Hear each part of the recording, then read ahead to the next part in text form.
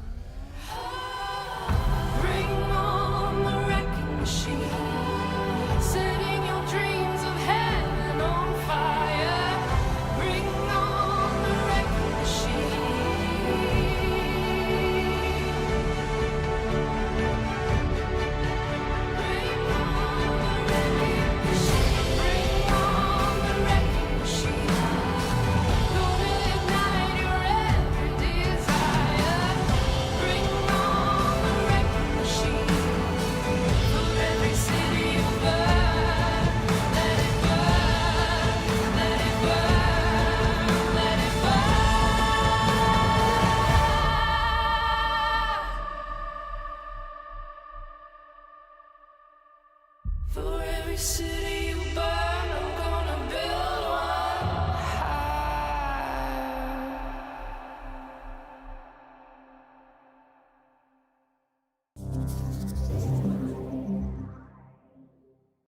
Details surrounding the heist and sabotage operation in the heart of Imperium's capital system of 1DQ1 TAC-A have been emerging, as it becomes evident that trillions have been lost to this audacious act of theft and sabotage. Beyond the theft, the Imperium leadership were shocked to discover that the perpetrator had made use of his administrative rights within the first Imperial Palace Keepstar to disable all support systems for the vast cloning center housed within. Dedicated to storing tens of thousands of Capsuleer jump clones, the facility's stocks suffered immense damage. While many could be salvaged, rumors are circulating that many were irretrievably lost in the process. Imperium leader Ashar Elias identified a long-term Imperium member known by the nickname J. Amazingness as the perpetrator. While unclear on his motives, former comrades singled him out on public communication forums in connection to this highly destructive act. After carrying out the heist, J. Amazingness left the Imperium and joined the Pandemic Legion Alliance. It is unclear if Pandemic Legion were involved in any way with the theft, or if they simply welcomed Jay into their organization along with his newfound wealth. Perhaps to further torment his former friends and partners, Jay has uploaded recordings of the system logs generated during the heist, thereby exposing the full extent of the damage he had inflicted upon the Imperium. His motive still remains unknown. After delivering their ultimatums over citadels anchored close to Jovian stargates, the Angel Cartel and Garistas pirates have made good on their threats. A series of attacks were launched over several days, ultimately destroying the Astrahus owned by the Decoy Alliance in GTAC Null Q86 and the Fortizar operated by the Initiative Alliance in Alsavoinen. Despite warnings that their citadels were too close to Jovian stargates leading to Zarzak, both owners refused to comply with the removal demands, triggering the pirates' assaults. In a show of collaboration with the Angel Cartel, Volta Alliance initiated a strike on the Astrahus, later teaming up with an Angel Cartel assault fleet to completely destroy the Citadel in GTAC Null Q86. On the other front, the Initiative attempted to mislead Garistas scouting parties into believing that their demands were being met and the Fortizar was about to be removed. However, following the failure to fool the Garistas, the Initiative faced a first wave of Garistas attacks a few hours after the 24-hour deadline passed. The Initiative successfully repelled the first Garistas fleet, mainly composed of Rattlesnake battleships and Gila cruisers. However, 2 days later, the Garistas launched a more formidable assault, deploying a larger fleet, including numerous Cayman-class dreadnoughts. Catching the Initiative by surprise, the Garistas dreadnoughts conducted heavy bombardments which reduced the Fortizar's shields to zero. A third attack was conducted the following day, and despite putting up considerable resistance, the Initiative did not manage to hold back the Garistas' onslaught. Taking multiple hits during the engagement, the Fortizar armor was wiped out just before the defense fleet could destroy enough Garistas dreadnoughts, triggering hull reinforcement for several days. The fourth attack was conducted 3 days later, with the Initiative making no significant attempt to defend the structure, effectively abandoning the remaining residents to their fate. Again, the Garistas deployed a large dreadnought and battleship fleet. The Garistas were assisted by pirate capsuleers and quickly tore through the Fortizar hull, causing the Citadel to detonate in a titanic flash of energy. This is Alton Hovery, reporting for The Scope.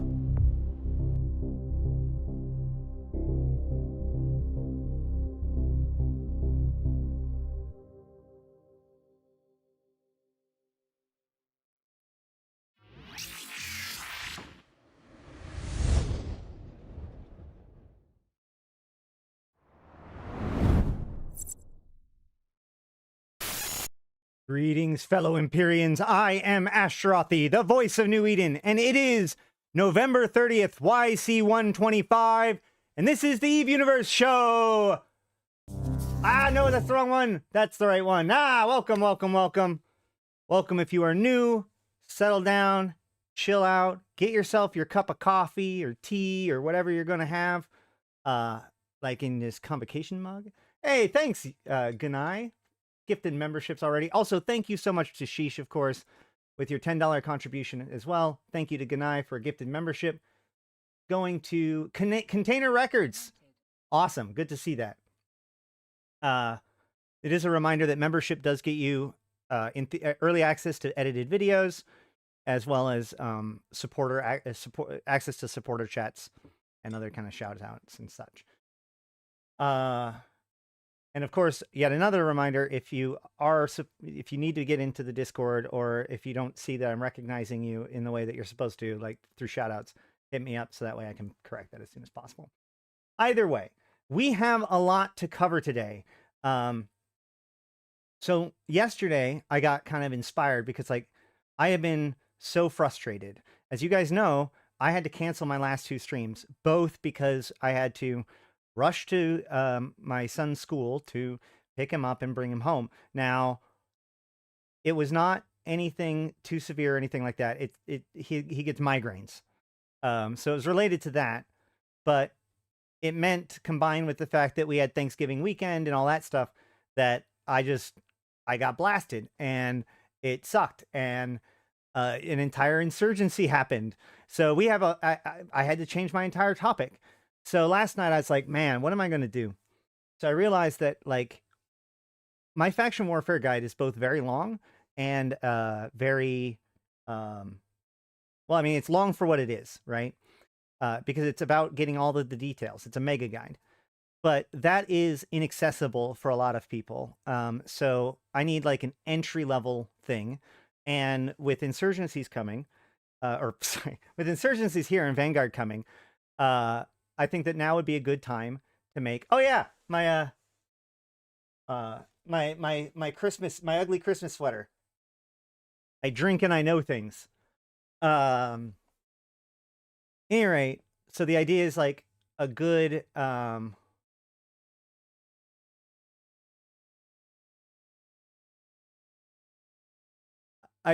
what container? Is that a oh no, okay, never mind. I thought you said abandonment at first. I was like, what? All right. So anywho, I had an idea of like I want to give like a how to get into faction warfare and insurgencies. Boom, that video, right?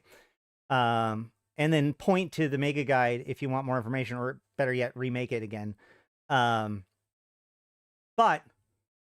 a lot of news came out today, and also I wanted to cover the algos because that was my plan for last stream. I think it's a good one. So what we're going to do is we're going to go over all the news today from the last couple of weeks or week or so. Time flies. And then we're going to go over the algos fit. And I assume we probably will be strapped for time. But if we have time to do it, we'll probably do the faction warfare guide.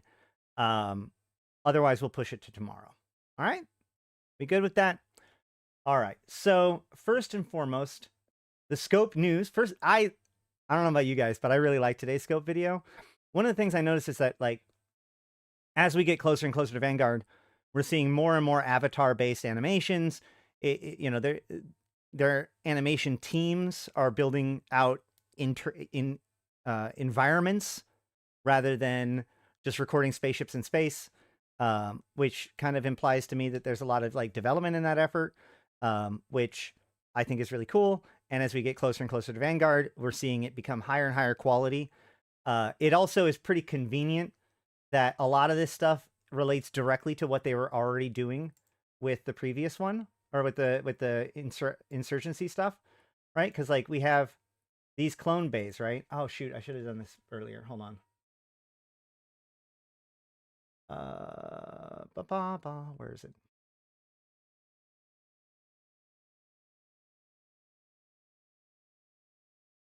Go to youtube.com.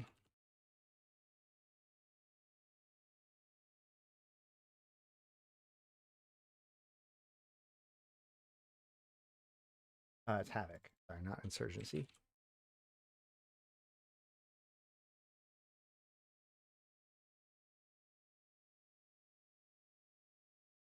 Yeah.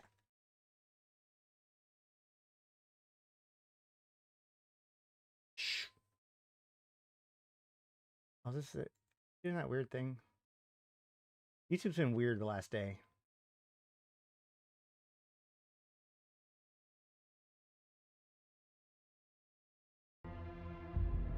Is this it? No. Yeah. So at the end of this trailer, we have... We will unlock Zarzak's secrets. One.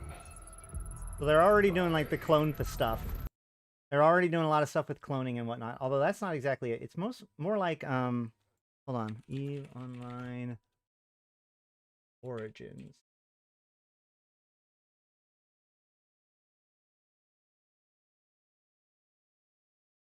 I'll just play this one for you guys because I really like it. I like showing it off whenever I can. Earth. The origin of our ancestors.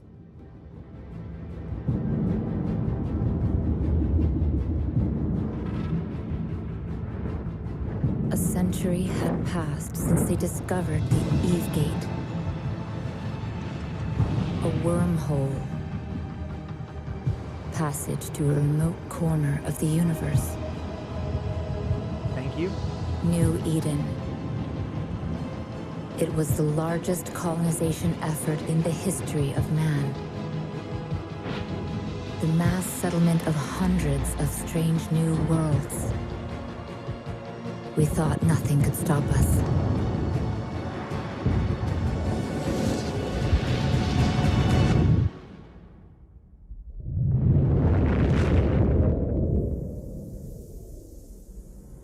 After the Eve Gate collapsed, countless colonies perished. The scattered survivors forgot the old world. Fragments of mankind, light years apart, lost contact. Thousands of dark years passed until humanity rose again to be with the stars. In different corners of New Eden, great empires had evolved. 4 different faces of humanity. When they clashed, the wars were merciless.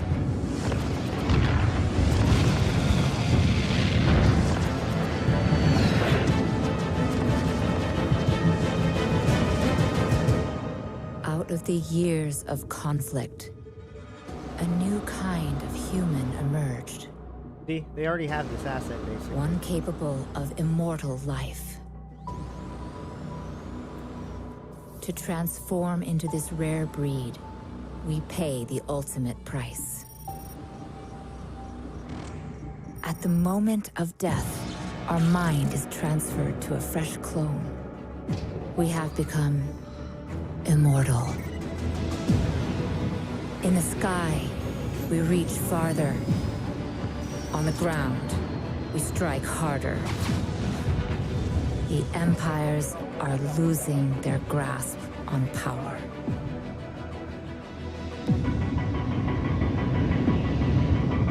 And as our age begins to dawn, they will learn to fear us.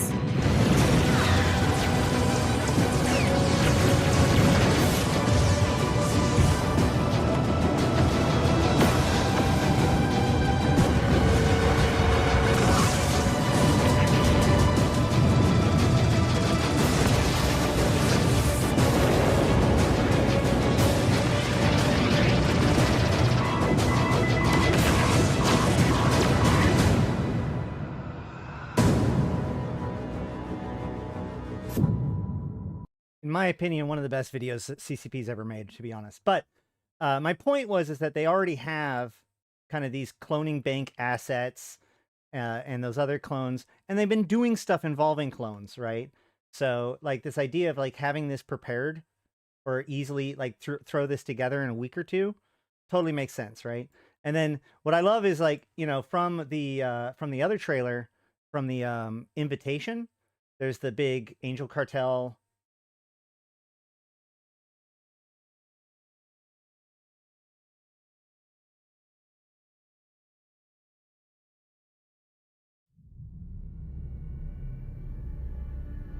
We like seeing these things, right?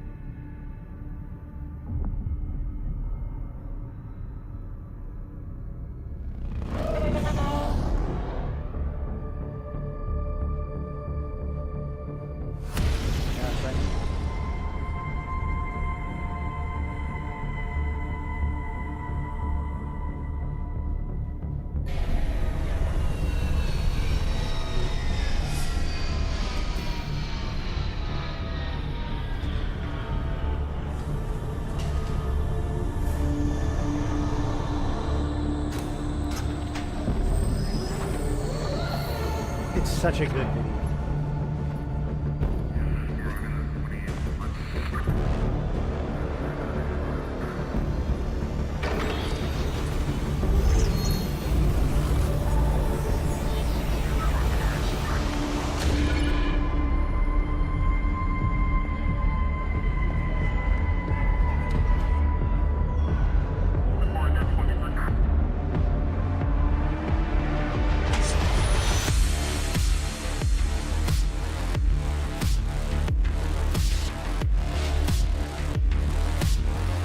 Need to give us both her suit and that dancer's outfit at some point.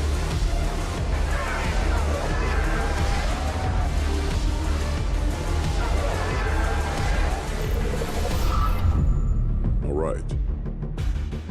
Let's see it.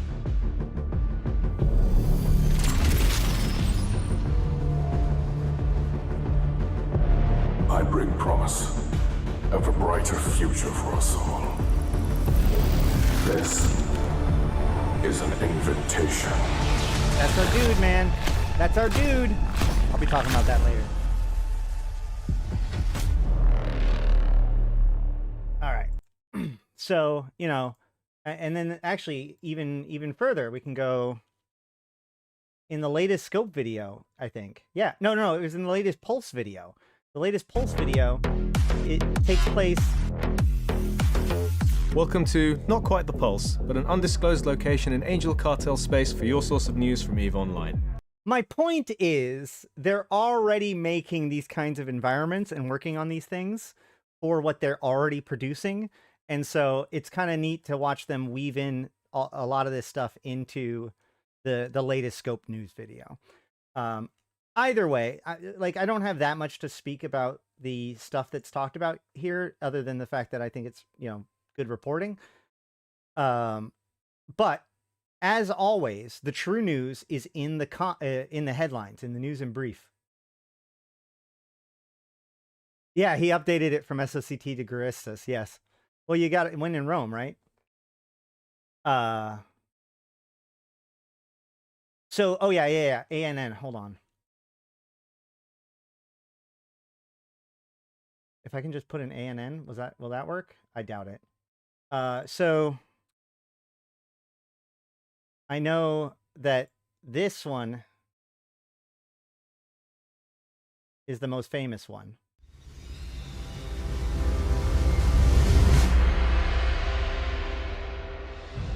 On a momentous day that shall be honored for time everlasting, our glorious empire at last heralded the coronation of Her Majesty Empress Jamil.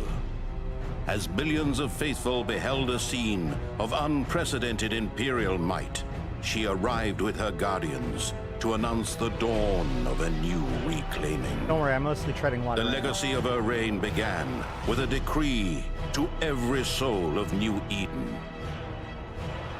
I am the harbinger of... I'm pretty sure there's other ones too. Was the Amar Championship officially Amar News Network? I can't remember. No. But I know that when Tenu was attacked by the Dreadnoughts, it was oh, hold on.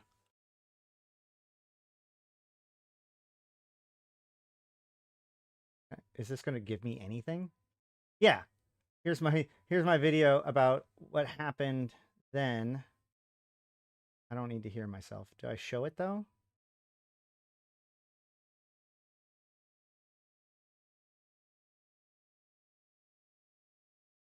Or do we just talk about it? when the footage came out, it was when CCP was streaming the attack, it was the Amarian News Network that did it. So anytime that it is Amar stuff, either Amar News Network is the one doing it, or usually the scope will cite Amar News as their source. Either way. News in brief. Been watching the full episode playlist while easing back into the game. Load Runner, I appreciate it. 07 to you. Welcome back. Feel free to reach out to me in game if you need anything. Yeah.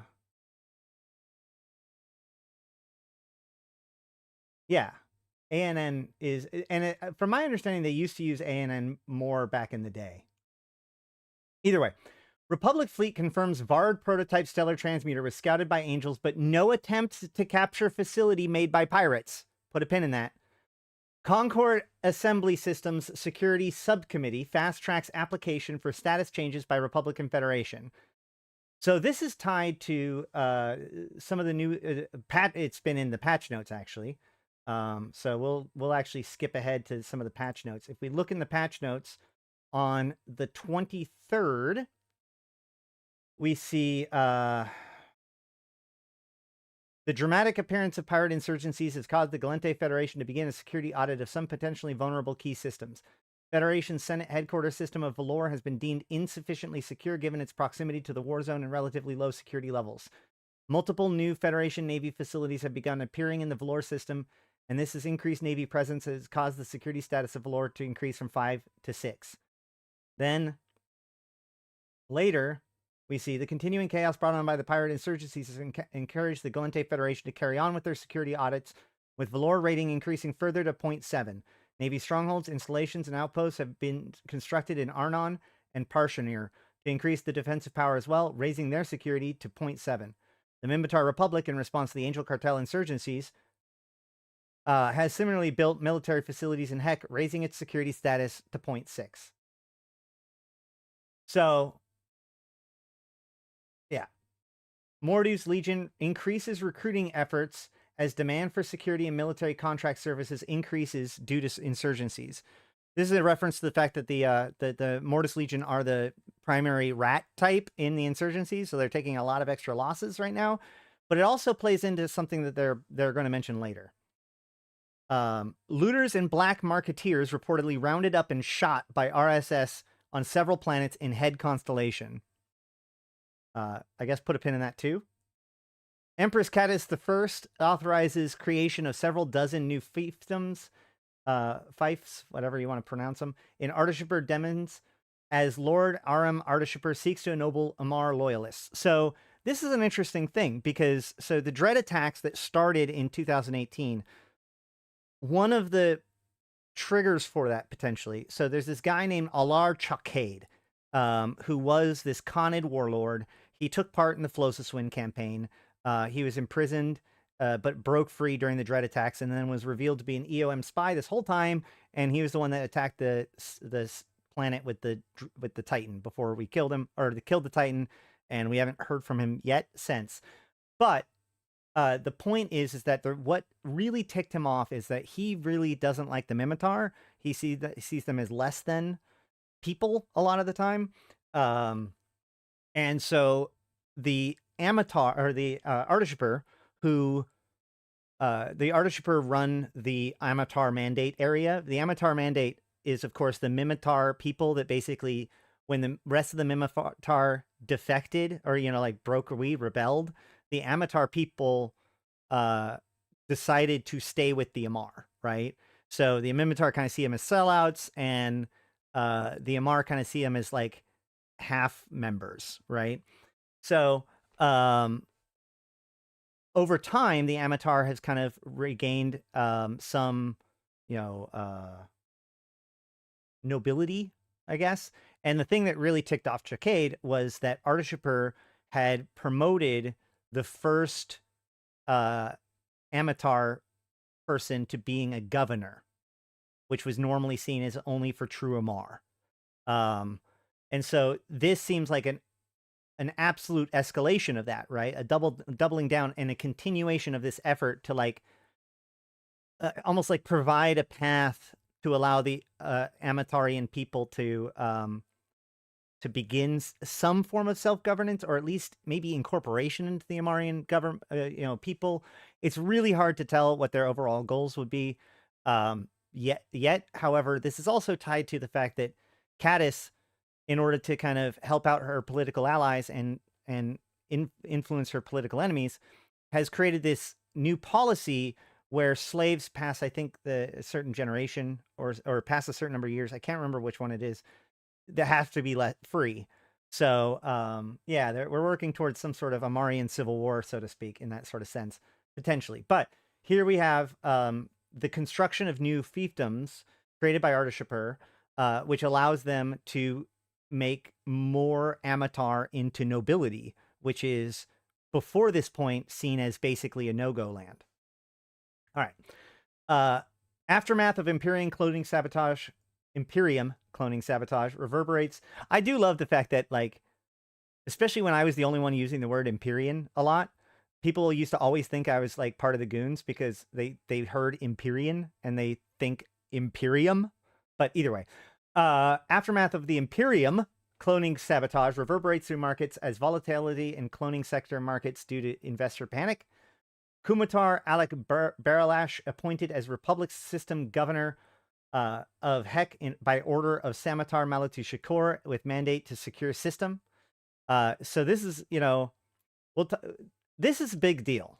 Okay. Like I brushed over it during the patch notes, but one of the biggest things that have been going on is the fact that Hek has now escalated to a 0.7 system, with it looking like it'll probably turn into a 0.8 system, which is a huge deal and a gigantic disappointment to a lot of people. Not just the insurgencies that were looking forward to potentially corrupting a market trade hub, but also, like, it has always been kind of the pirate trade hub, so to speak. It's right next to the Mimitar Amar war zone. It's a 0.5 system. It's considered to be like the wretched hive of scum and villainy, as opposed to the more corporate scam world of GDIS, right? Like if you need to do a back alley deal or get a off-brand or fucking illegal part, Hek would be a place to go. You know what I mean? That kind of place. And so, like, this is the end of an era, and it'll be interesting to see how that reacts, because the thing is that there are two markets in Mimitar space. Mimitar space isn't even that big, and yet it has two markets. People are kind of divided between Rens and Hek. Rens is a bit more centralized, but Hek is cool in all of the ways that I just mentioned. But now Hek is losing a lot of its coolness. So it'll be interesting to see whether or not people decide to move to a new hub, or whether or not, like, this becomes a really incredibly good staging grounds for the Mimitar from now on. It's hard to say. We're going to get an Amarian Abe Lincoln soon, aren't we? You could almost argue that might have already happened. There's been some weird assassinations too. But yeah, it'll be interesting to see how far down that particular arc they decide to go. But yeah, I'm interested to see what the fallout of that is going to be. Either way, let's move on. Guristas insurgents preparing new assault on Asakai system following raids across Iokinen and Kerala constellations. Yeah, this happens to come out on the day that the forecasting was happening for the Guristas. Corazor police guards intercept cargo of prescribed luxury goods escorted by Royal Ulan frigates through Corazor region. Weird. But I haven't figured out enough why. Hold on. What does the word prescribed mean? Oh, so forbidden. So it's prohibited. Got it. Okay. So Corazor police intercepts cargo of illegal luxury goods escorted by Royal Ulan frigates through Corazor region. Royal Ulan is Khanid, I think. What do I think about the market thing? You know, as much as a lot of people are lamenting the change of it and the loss of the pirateness of it or whatever, the thing is that, like, even when they made it so that outlaws can't dock, or undock. Like that already made it no longer the pirate stronghold that it could have been, that it would have been. And so between that and inertia, I think that Hek will continue to be a trade hub. And I actually think that this could potentially doom Wrens, because it's kind of stealing the only thing Wrens had for it. And Wrens was already having a problem clinging on.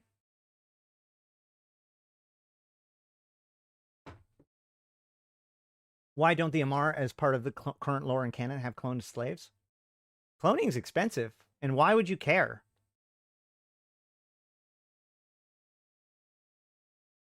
Actually, no. The reason why is because in their theology, the slavery isn't the point. The point is actually, so in the Amarrian theology, once upon a time, all of humanity served the god Amarr. And at some point, there was a fall from grace, and everyone else in the cluster lost their vision of God. And only the true Amarr on their little island maintained their purity. And so now it is their responsibility. They're charged by God himself to go forth and bring the flock back into the fold, which is why they call it the reclaiming. And while it is of the Amarrians to lead them to this brighter future, it is through penance and service in this life that others may be able to come back to the full glory of Amarr. That is actually, like, that is it. That's why they don't clone their slaves. Actually, they got rid of the the doctrine of sacred flesh right when Caddis took over, which is kind of funny. Again, it's not conquering. They don't call it a crusade. It's a reclaiming, and there's a lot of meaning behind that word. Is there a list of reclaimed systems? I mean, I guess that would be considered Amarr space, right? Because the first reclaiming was when they took to the stars, effectively, I think. No, actually, the first reclaiming was on Athra. So I've talked about this in other videos, but so the Amarrian people were, first of all, they're a bunch of Catholics that started living in the asteroid belt in solar system, and then they got kicked out. And the next thing we know about them is that they settle on the Athra system, in the Athra planet in New Eden. And they go to war with the people there, and they get their butt kicked, and they flee back down to this large island on Athra. And that is where they cultivate their theocracy and become very insular and all that stuff. And then when the other people, the Eudorians, sent trade routes over, they started to trade, but then the Marian leaders saw that this was like trade and exchange of culture and ideas was a threat to their theocratic society. And so they created this doctrine of the reclaiming to explain why they now need to capture all the Eudorians, kill as many of them as they need to, and, basically conquer all of Athra by teaming up with the barbarians that they later called the Khanid in order to take down the Eudorians and then later absorb them into the Amarrian people. And then from Athra, now renamed Amarr in the honor of their gods, they set out to the stars to reclaim the rest of mankind. And then Jamil announced a second reclaiming when she became empress.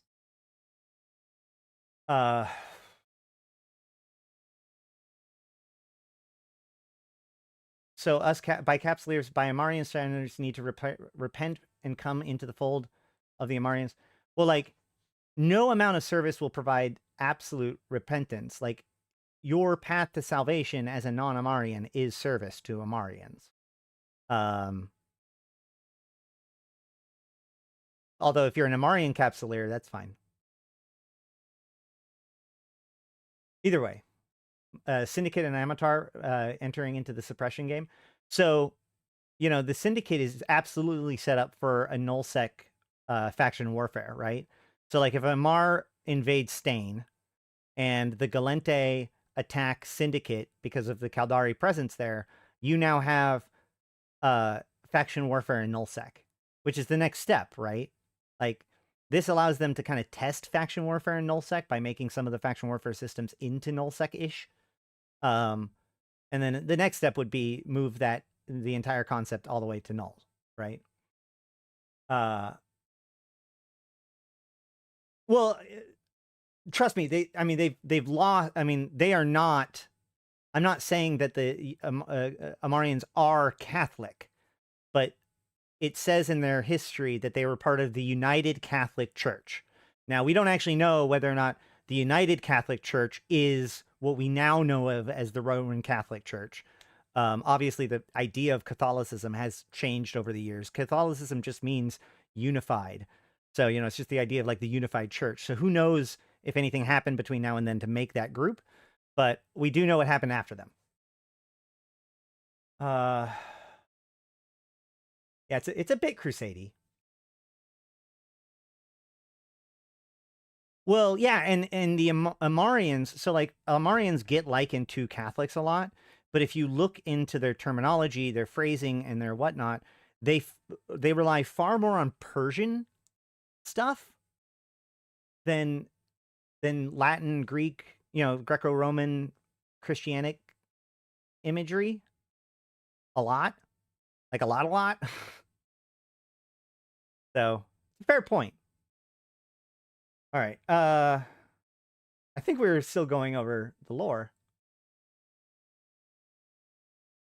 It's named after King Cathal, the Unifier. I am not getting into the Crusades. All right, we're not. Nope. That's another day. Come talk to me on Discord if you want to talk about that. No. Let's move on. See, I know where to draw a line. Mimitar Republic Command reports vital facilities of Vard planet remains secure despite Angel Cartel commando landings. Pin in that. Refugees from militia warzone hit by insurgencies and border warfare by empires straining resettlement capacity, warns Concord Assembly. Angel Cartel insurgents operating out of Bossburger terrorize Alcagur 4 following raids and Damelin industrial colonies. We can put a pin in that too. My Heron frigate is in beast mode. Uh-oh. Oh, man, that's a good point, Draco. Like the stream if you haven't already. It does mean a lot to the stream, to getting people to be able to view it. It's a huge difference. Even like 10% more likes seems to represent a massive, a big change in how many people CCP is, or CCP, YouTube is willing to show my video to.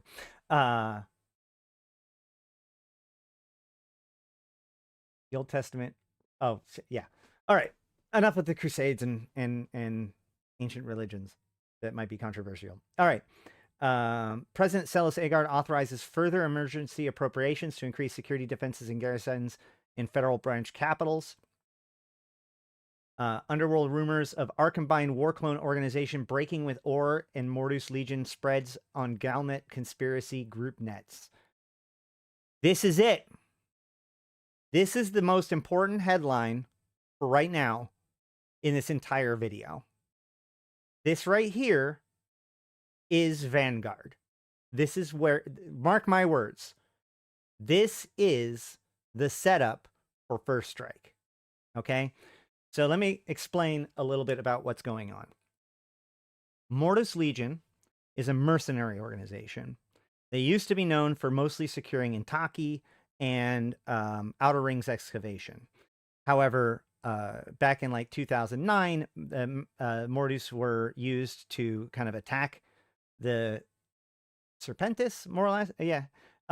And in response to that, Serpentis actually bought out through hostile takeover and took it back over. Obviously, Mordu wasn't supporting him then. However, the current owner of Upwell, the chairman of Upwell, was the guy who created Or. So when he creates Upwell, he announces that the Mordu's Legion and the Intaki Bank are going to be part of the Upwell operation, that Mordu will be securing Upwell structures. And immediately, within the week, purchases back ore and launches a massive attack against all of those facilities. Hold on a second. Eve online scope Mordu.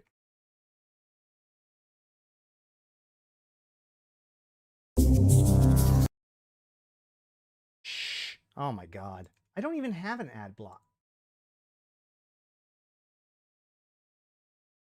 Whatever. And an Arcombine.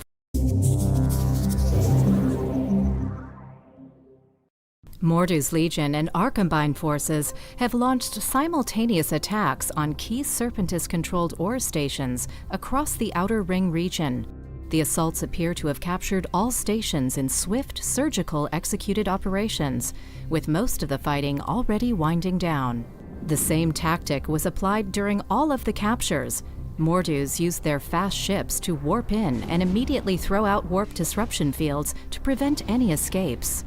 The importance that Mordu ships seem to have placed on destroying all ships attempting to escape somewhat contradicts the statement released by the Upwell Consortium today, stating that the main objective of the operation was to return the control of the stations and ore itself to the rightful owner and founder of ore, Yani Sar Arteo. Once the space had been secured, shuttles carrying Arcombine mercenary forces warped in and entered the stations. In most cases, the station personnel surrendered without a fight. It is expected that ORE will announce it is joining the Upwell Consortium as a full partner later today. This is Lena Amber, reporting for The Scope. So, and this, by the way, this was 8 years ago, okay? So, don't think that this is like modern news. Let's see. Is it in the ticker? Oh, thanks, V-Rod. Gifting a sub to Steve Stanchfield. 07 to you, V-Rod. Shoot. I missed it. No. I can't remember where, but they did state that in this, Mordu used Arcombine troops as their foot soldiers. And this really showed, like, there has been kind of nonstop this reinforcement that Arcombine is effectively Mortis Legion's clone soldier army, right? Arcombine being, of course, one of the clone soldier groups from Dust 514. And even during the invasions, we see in Rarvos, when Rarvos is first taken, there is some questions about Mortis Legion doing a lot of interesting research there. And the Esri Hakazotsu mentions that that Mordu has new interests other than Intaki, and of course Intaki is no longer being supported by Mordu, and so this idea, and Mordu's being overextended by their contract with ORE at this point, and in all of this, we see that their mercenary group, Arcombine, are actually, which is, again, this is basically Mortis Legion's mercenary or war clone detachment, is now leaving, splintering from Mortis Legion itself and becoming their own thing. Why is this important? Well, hold on. Black Friday deal. Black Friday exclusive, 20% off on Omega new skins. Probably not a real deal anymore, but but interestingly enough, these are important. So with it, we got Merkabal, Arcombine Arisen, and then for all of them, it's Alligator, Kizriel, Mamba, Merkabal, Cayman, and Cayman. Now, this is different than the other skin that they gave out. Hold on, that's a different one. Yeah. So there was the Empyrean Outlaw skin, which is also released. That was part of a package. Now, one of the things I thought was really cool and found out was that both of these images, both of these ship skins were created by Tamber, one of our own, who is an awesome dude. So I'm very thrilled to hear that. And it's probably why these skins look so good. But the point here is, like, let's go back to that sale and look at the phrasing of it.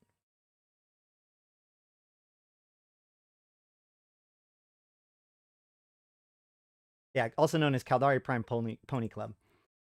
So these skins are also really cool, by the way. They look very almost like Vital Shift Ego, but evil, right?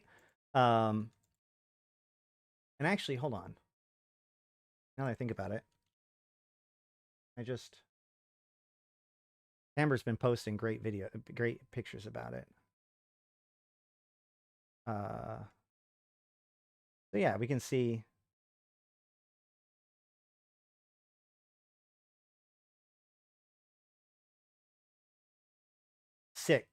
Six ships, right?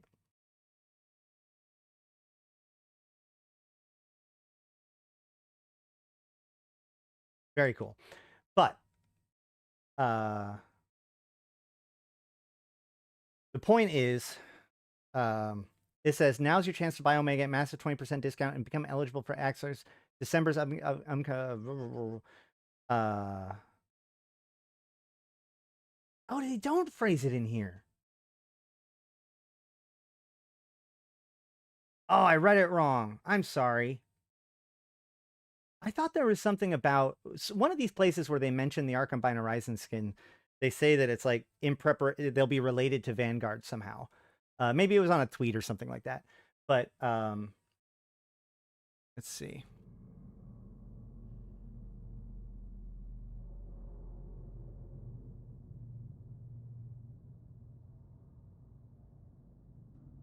No. Yeah, it's not like it's not a sub faction per se. Like Arcambine is their own organization. Like I can come here and look it up right now. See, Arcambine. The Arcambine is a splinter group of disillusioned clone soldiers betrayed by the nations they swore to serve and now seek independence and the means to undo what has been done to them. Their ranks are comprised of clone soldiers from all four of the major factions, which is why they always slotted in really well with Mordu, right? They made fast friends with them. But my point is that we know that Mordu was doing like experimentation with clones, war clones and such during the invasions. So the question is, how much of that is now being fed into the Arcambine, right? Now that they've defected. But we have these skins in game.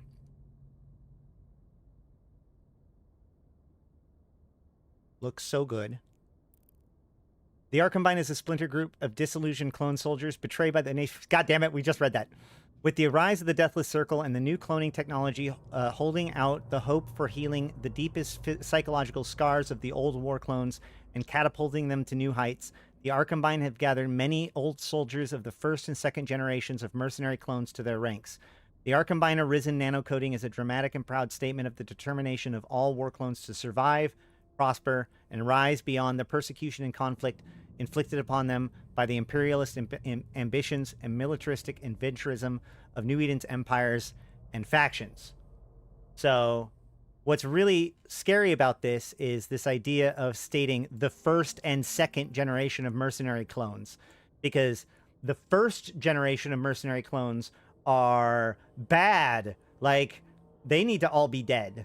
The other used the first generation of clones to trap its enemies and also escape from the virtual reality construct. The other is basically... So, imagine Agent Smith, right? In the Matrix. And you know how, like, Agent Smith possesses that dude outside the Matrix? Every single one of the first generation of war clones created by the Amarians, the Templars, can very well be an Agent Smith in real life. So that's spooky. That's spooky. But in fact, the other told Jamil, "There's no way you can find us all, and as long as one of us escapes, we are Legion. It's over." So the point is, all of this is setting up the idea that Arcambine is about to do something, perhaps make some kind of first strike that involves blowing up, let's say, a bowhead, and causing people to raid that planet for its resources. I don't know, just spitballing. I don't know why I think that. Concord and Edencom officials holding discussions on further planetary fortifications. Aren't there also people with original dust names? People were allowed to reclaim their old dust name. I was able to. Concord and Edencom officials hold discussions on further planetary fortifications and structures defenses with Upwell Consortium. This may explain if they end up like augmenting the Mordu with Upwell, kind of as they've been suggesting, or they wanted to do originally. Oh, the first and second gen people. Oh, well, no. So I would argue that the dust clones would be the second gen. So the first gen would be the corrupted ones, or at least the potentially corrupted ones. And the second generation are the dust clones. We're going to call that a pretty sure, not an absolute sure. Yeah, exactly, Flea. Yeah, so they built the first generation off of the sleeper technology, and then they created their own artificial version of recreating that, and their own synthetic version of the sleeper tech. And then from that, they created the new clone soldiers. And obviously, since they weren't ever connected to the construct, they probably didn't have the other in them. Yes. Because the Project Nova trailer, the woman talks about how the dust mercs were portrayed. Fun fact, do you know who that woman is, Jeff? Do you know who that woman is?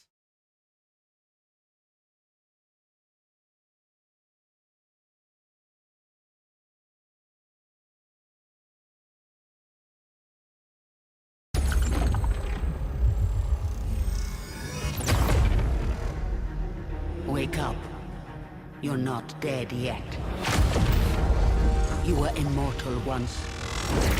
Brutal and merciless. A symbol of death and bloodshed.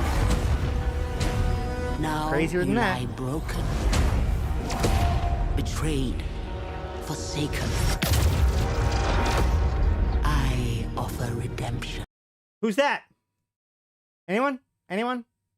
Who wants internet points? Who is that? That's right. Felipe got it. That right there is Cassia Valkanir, head of Edencom and Aegis.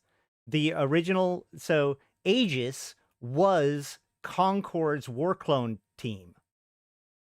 Valkanir was put in charge of Concord's war clone department. When the Triglavians attacked, the Triglavian drifter problem was put under them because the Triglavians were raiding planets and facilities. And so Cassia Valkanir took over that.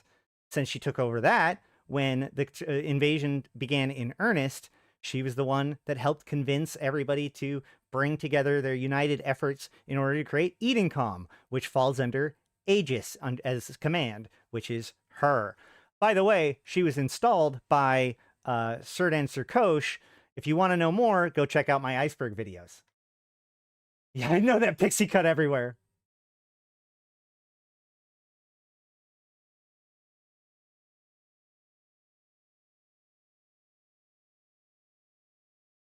Can I find one? Is this one gonna work? You. Yes. Real This and one. dire. Oh no. Valkanir released the following statement to the scope.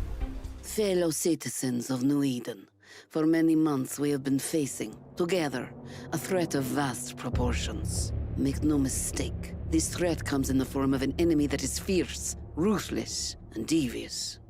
The threat is most certainly real and dire. However, there is hope and a plan to resist the invaders. As I speak to you, new weapons are being developed and built. Rest assured that when the time comes, Edencom will be ready with mighty defenses and armaments. Spoiler alert, they weren't. Surveillance footage released by Edencom apparently shows... Anywho. All right, so let's move on.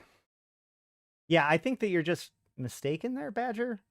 No, the dust clones were the second generation, at least the second generation of clones. Because the Templars were supposed to be all but eradicated. And the first generation for the other empires were very experimental. And yeah, the second generation is not as simple as just the war clones having kids. That's correct. And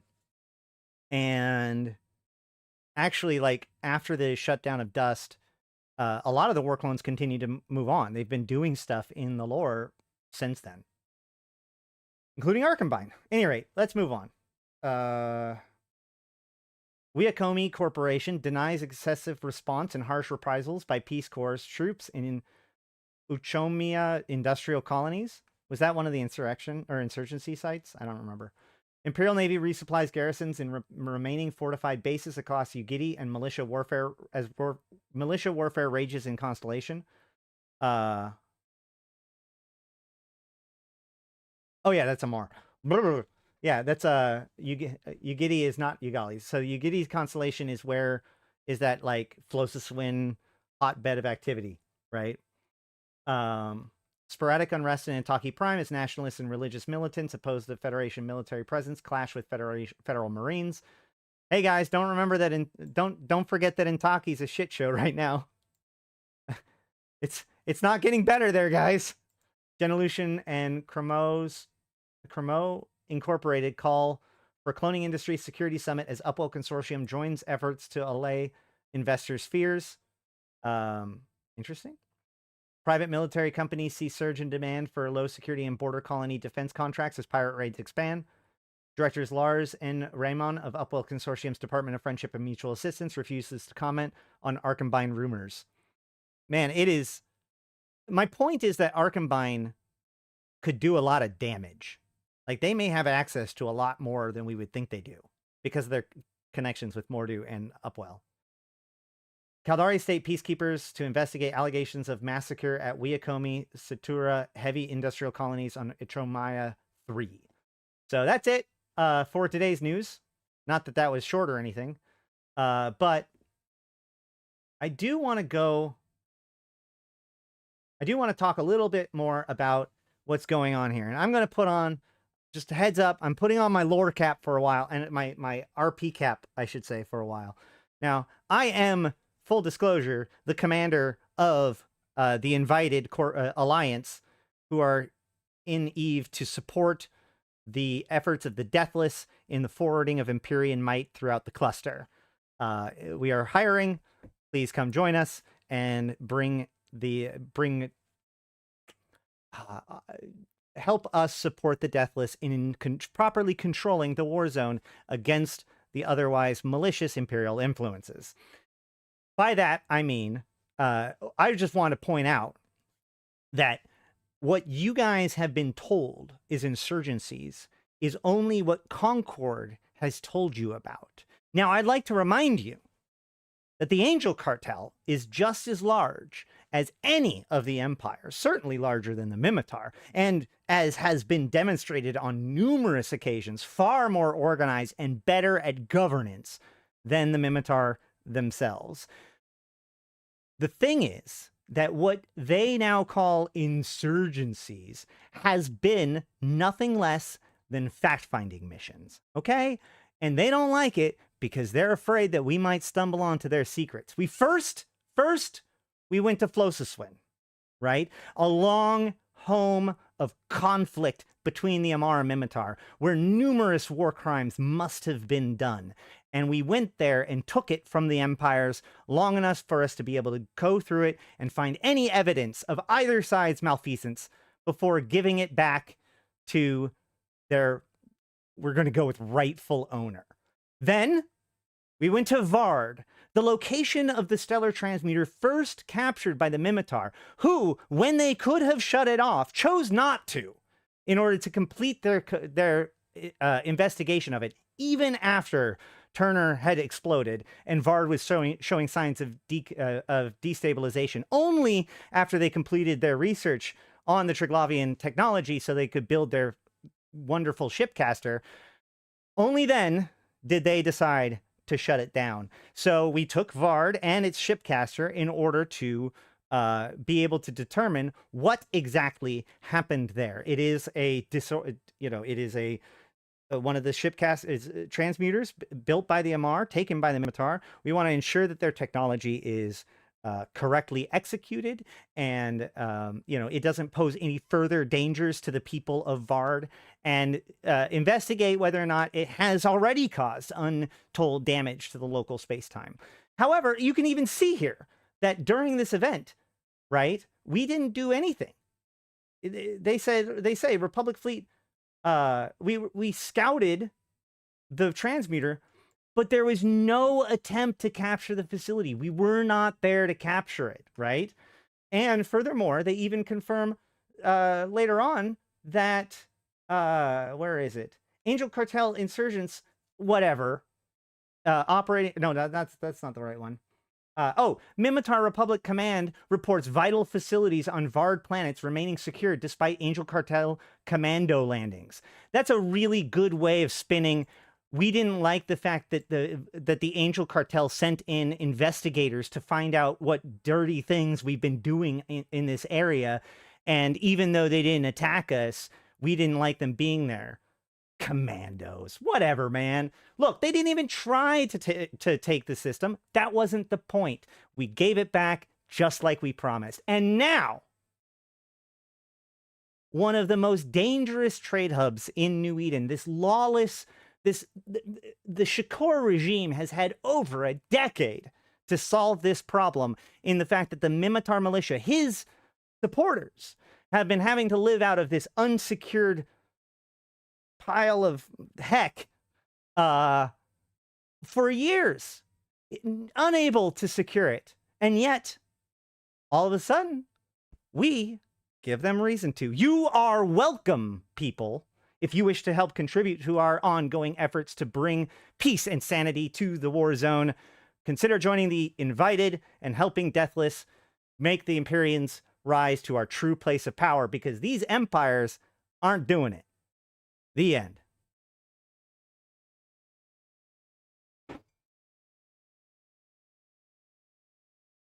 I know. No, look, I know that it sucks that I think it's actually pretty shitty that heck is going up. I think that it would have, been better for it to stay. And I think that CCP should maybe hear out people complaining about it, because, like, what if people want a trade hub that can be taken by insurgencies? I insulted the Rust as an Angel supporter. I think I'm required to. I can't speak for the bunnies. They're a much more chaotic lot. I do not vouch for the bunnies.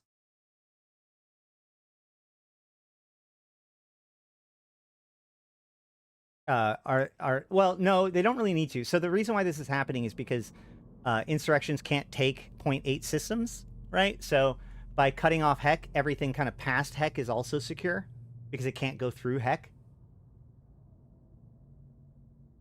Pretty sure the SOE Epic Arc runs through Heck. Pretty sure that's the real reason why. It's 1 day, guys. 1 to 3 days. And that's the first thing. I told you guys that it was going to be 2 weeks. I thought it was 2 weeks. Satonia had me, like, I made a mistake. Satonia tried to tell me the right answer, and I misinterpreted what they were saying. And yeah, it only goes until you have 7 7 systems, and then once that's won, you own it for 24 hours, and then it starts the next now 24-hour forecasting. The bunnies have been lacking. We've been already locked down systems, and they're just finished round 2. Yeah, well, the bunnies were behind by a day the first time too. But you know, whatever. Space Fairy propaganda. Come on, guys. That was pretty good, I think. I've been working on that for, like, a while. Anyway, so to kind of get into that a little bit, let's look at the current state of insurgencies. So, right now, this is actually... One thing to notice is that each insurgency has gone more in... the defender's position, right? What's funny about the insurgencies is that CCP was afraid that the insurgents would have their ass kicked, right? That we would have lack of coordination, lack of, that kind of stuff, and ultimately would be waxed because we weren't prepared to fight at large scales, like the empires, the militia forces that have been built up for over 12 years now. That was the theory. In practice, what happened was there were 700 people logged into the Angel Cartel militia chat, and there is 150 people logged into the Minmatar Republic militia chat. And at that point, no balance in the world will change anything. The first insurgency was an absolute steamroll with like 30 plus people in any given site the entire time. It was fun, but it wasn't. We didn't get very much LP because it was split so many ways. We had some minor hiccups with stuff because it was the first insurgency, but it was fine. We took it in 4 days when CCP wasn't sure if we'd be able to take it in 2 weeks. That's fine. And then round 2 began. And round 2, so like even in round 1, we saw some more efforts to suppress on the Minmatar, the Gallente Caldari side, mostly by people like Sedit and that stuff. But in round 2, we actually was the first time that not only did the suppressors get any kind of progress in any system, but actually got to the point where a system was more suppressed than corrupted, to the point where they managed to get a system to suppression level 5. So props on them. First system suppression level 5. However, you can see in this insurgency, which is now, I think we're in day 3 of it, the pirates have already gained 3 points. So Loom, Bossburger, and Gulmorgod. Nope, that's 5 or 4. Ulfim, Loom, and Bossburger have hit 5, with Gul going close with 4. Ossiger at 3. Amake at 2. Abaddon at 2. Alakar at 2, but corruption at 3, suppression at 2. Damlin is the opposite, with suppression at 4, corruption at 2. And Bossburger is, And finally, I think the newest one to be added in, Socide, is still not either. So that's where that war zone's currently at. The Garistas one just started, right? So we have early corruption. We have stage 1, stage 2, stage 2, stage 1, stage 1. So I knew we didn't have any stage 3 because it was only in the original 5 systems. So we're going to start seeing that spread as well. One of the interesting things to note from the previous insurgency by the Garistas was I believe I heard that Samanuni was taken, which is pretty crazy because Samanuni is a headquarters. No, it wasn't. It's not a headquarters system. It doesn't have built-in suppression. It just happens to be where the Othanun Stargate is, and it's like the home base of it's the home of the current CEP chairman Akimaka Saraki. So that should piss him off. Abaddon is a system with Minmatar LP station in it, so if you want to get system corruption to 5, that'd be a good one to do. That's possible. Suppression is distinctive because pirate victories mean bubbles and bubbles mean content.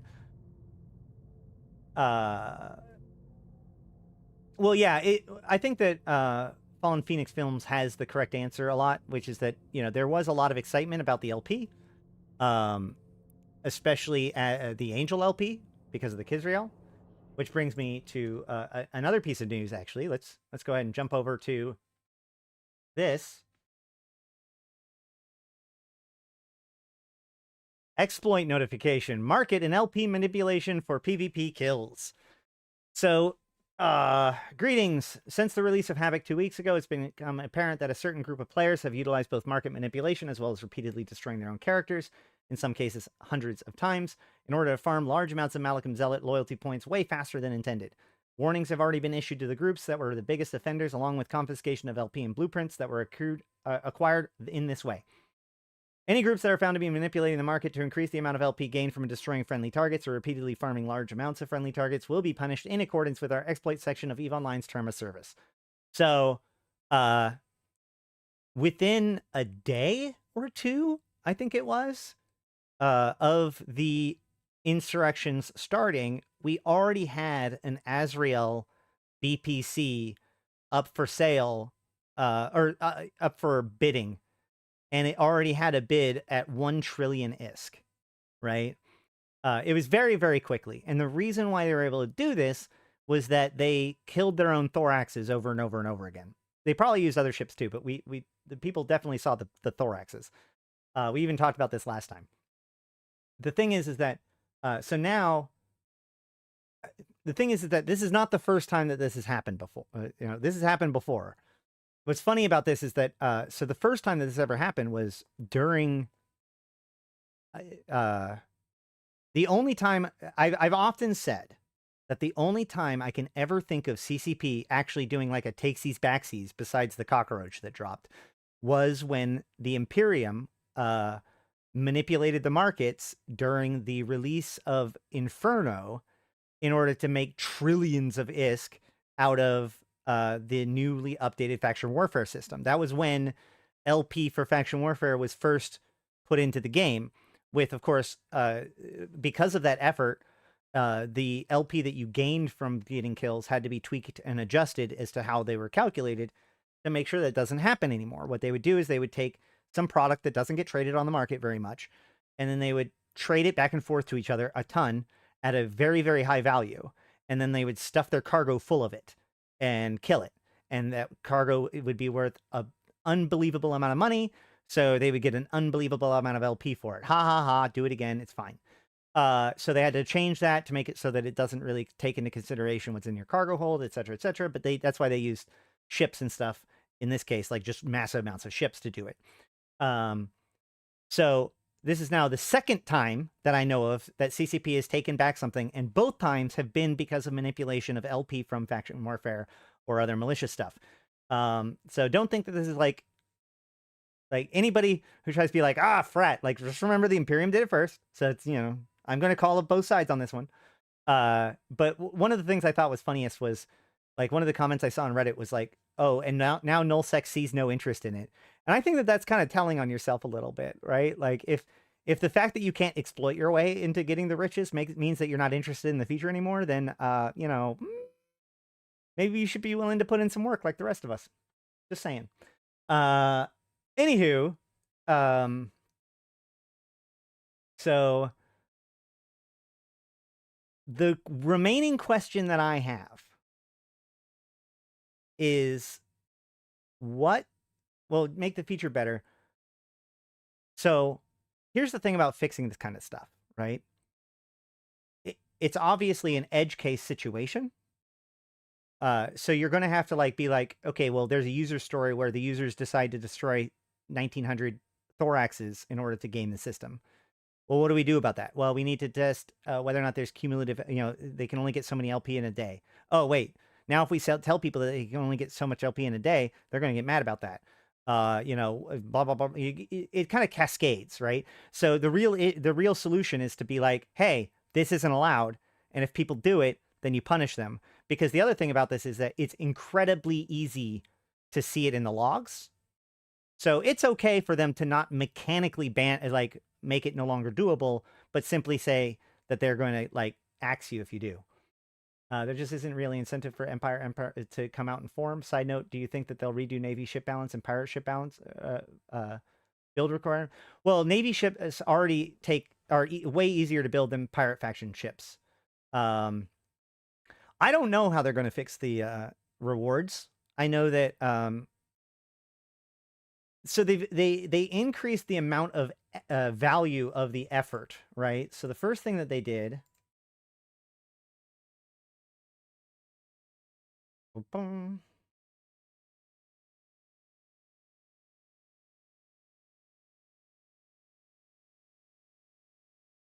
Is this where we started that? No, yes, maybe.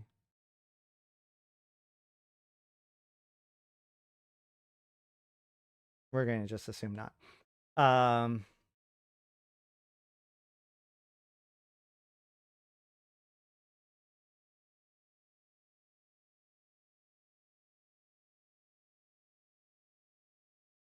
This is just putting new context into it. Anyway, they added, increase the amount of suppression gain when the Empire militias complete insurgency sites by 33%, and decrease forecasting time for future insurgencies by from 48 hours to 24 hours. Remember, they thought insurgencies would last for 2 weeks. So 48 hours of 2 weeks makes a lot of sense. 48 hours when the insurgency lasts for 4 days doesn't really make as much sense. I think that the insurgencies need, honestly, okay, so of all of the things when it comes to the rewards of insurgencies, I think that the real failure here is the lackluster reward for completion, right? Not only was it an almost unnoticeable amount of LP and ISK for winning the insurgency, even though I put in a lot of effort and did a lot of plexes in the first one, I kind of didn't get to do very much in the second one, or the third one now that I think about it. But, you know, Phasmophobia is a great game. At any rate, so you get 2 weeks to accomplish something that may take 40 hours. Yeah, it takes more than 48 hours for us to actually take all the systems just because of how fast the plexes spawn. But I think that the real problem is the end of event awards, because I thought that we were going to get like, we need to get like a leaderboard, you know, like at the end of every insurgency, I want to see who did the best. I want there to be like a fucking free-to-play-esque mobile game ad pop-up showing all of the cool cosmetics that you get to have if you participate in this particular insurgency and win for one side or the other, you know? Like, I think that that's where you get the real interest in coming to suppress, not just more LP for empires, because the problem is that militias already have a major problem of liquidating their LP. I'll tell you this right now. Faction warfare groups do not need more LP. They have it all. They have all the LP. It's fine. So giving them other rewards that maybe cannot be acquired any other way, like for instance, those suits and uniforms that they gave out a couple years ago to like trivia contest winners and then said that they might make available again some other way. This would be a great way to do it. In fact, hold on. Let me see if I still have it.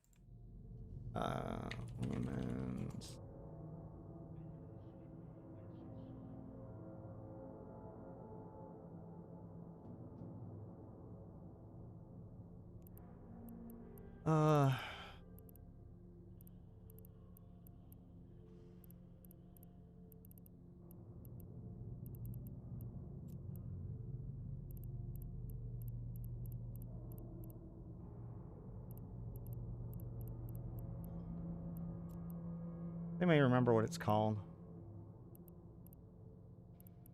Wait, it might be in Dodixie. Maybe in Jita?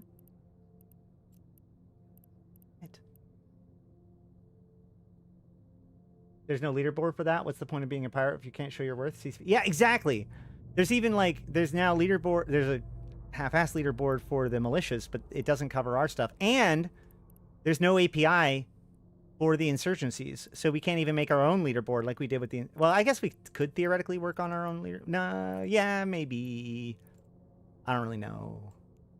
I don't want to speak for that yet. This jacket. This jacket is cool as hell. Hold on. I know you can't see it. I know you can't see it. This jacket. Like,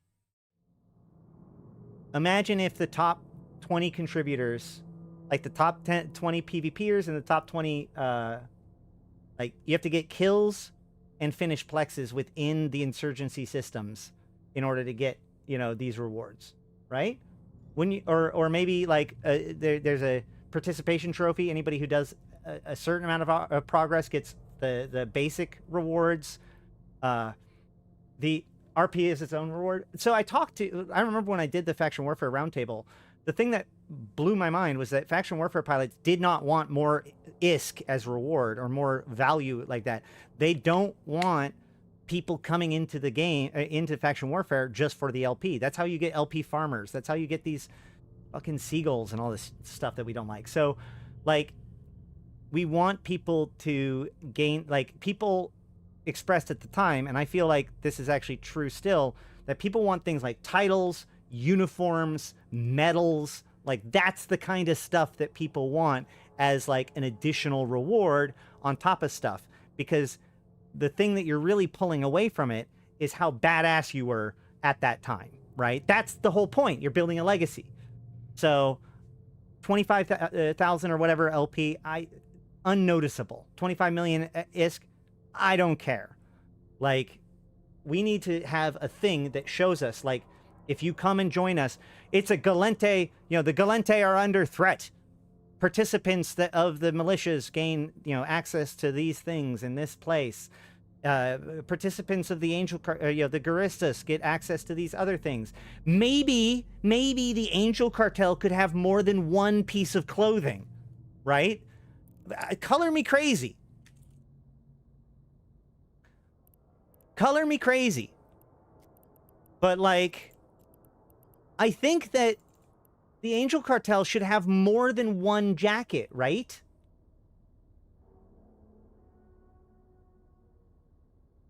This is it. If you don't like this, you don't like the Angel Cartel, apparently. Like, what is even happening? If I look up, hold on. If I look up Guristas. Look at this. We've got Gunner jacket, Marshal jacket. We've got Outlaw pants. We got boots. Like, come on, man.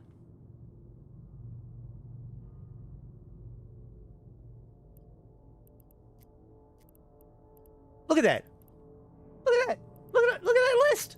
Look at that list. They even have this. So they have the Outlaw. They have the Gunner. This is the one. This is the one that Angel have, I think. And then they have, like, 3 kinds of berets. Oh, and they have a jacket and a coat. All right. Enough of that.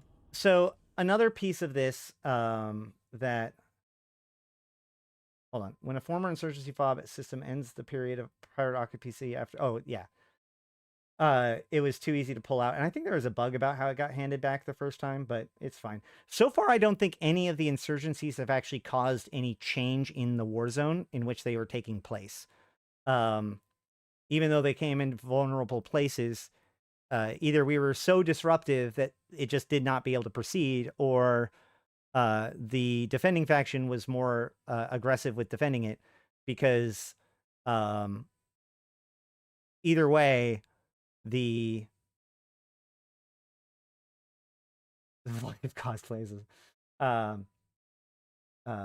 Either way, there wasn't any, like, opportunistic attacks within that insurgency section. There may have been, I think there was other pressures that happened in other areas where they're able to advance stuff in, like, the Caldari Gallente war zone, but I don't have the details of that.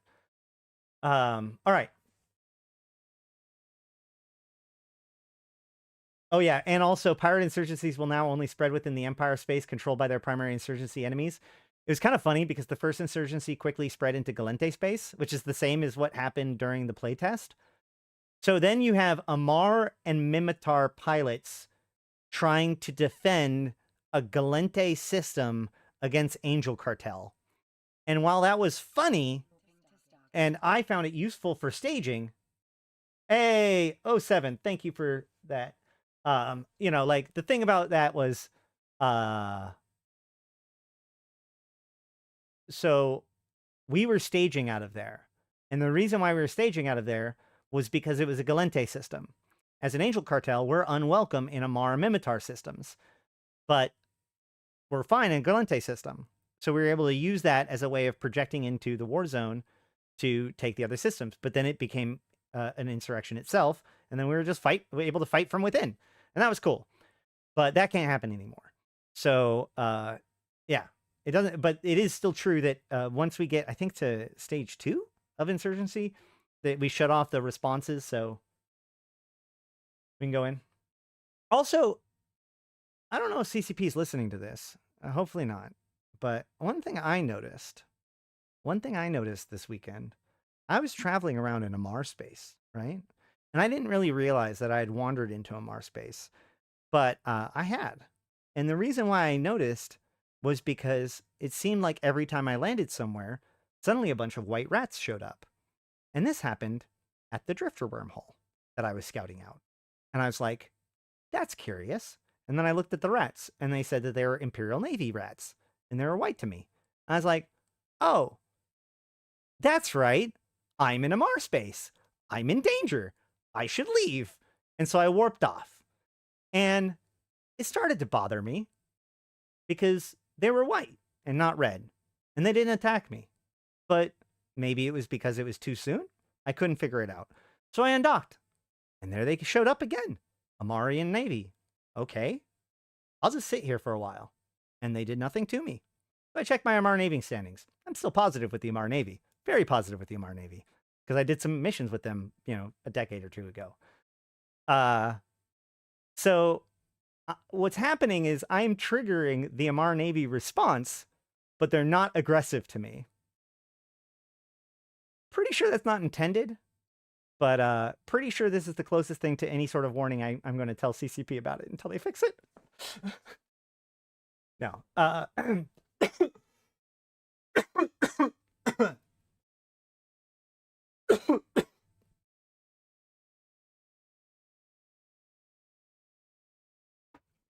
The thing is... wow. What the heck was that?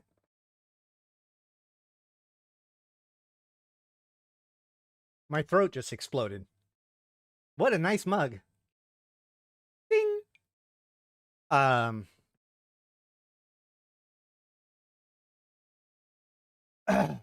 So here's the thing.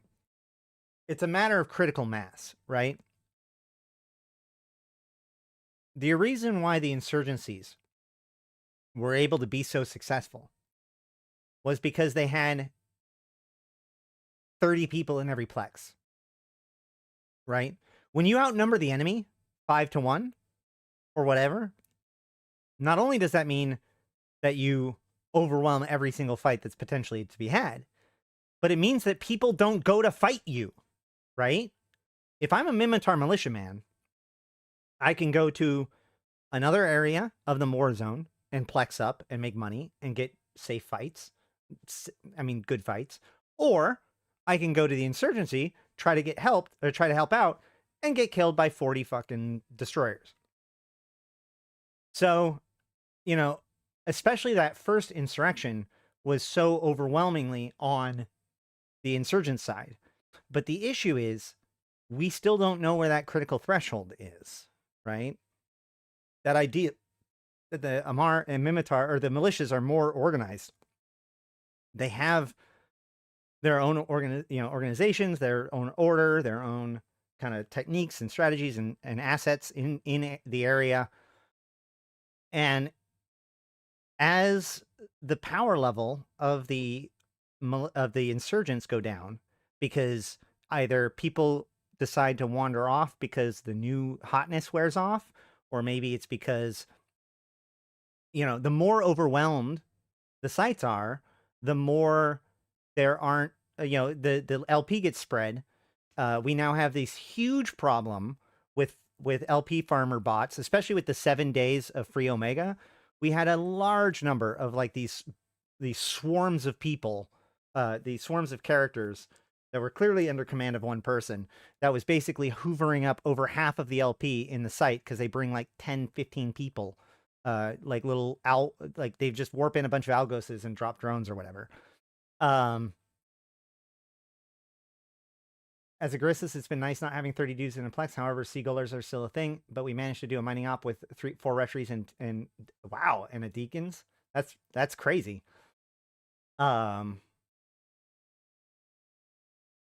So, like, the point is that the player base, like, as people move away, either because there's too many people, or it's no longer new, or they get what they want, or whatever it is, as we see each iteration, there's a little bit less force behind the insurgents. The militias aren't necessarily changing. If anything, they're rallying. And so that's why we're seeing better and better efforts. You know, the first one was completely overwhelmed. The second one, the Guristas, which has by far been kind of the weaker of the two insurgency groups, they managed to have one of their systems get suppressed. Now, the Angel Cartel is having a system that's becoming more suppressed. Like, the Angel, the hostile or the pirate militias, the heroes of the story, their power level has, you know, trickled down, and that's, you know, the numbers, the raw number power. And so the militias are able to cause more damage, which is allowing them to even to show their force significantly more in previous iterations.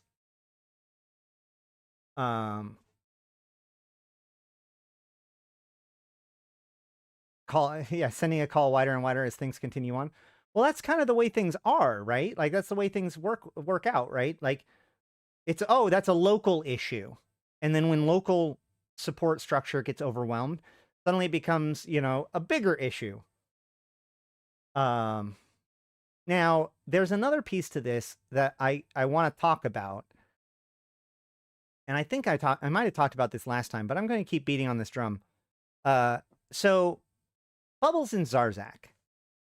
There was a giant nightmare fleet that got killed in Zarzak via Bubbles about a week ago. And I remember even Brisk Rubal like laughing about it on the forums and saying like, oh, this is why he wanted Bubbles in Zarzak in the first place.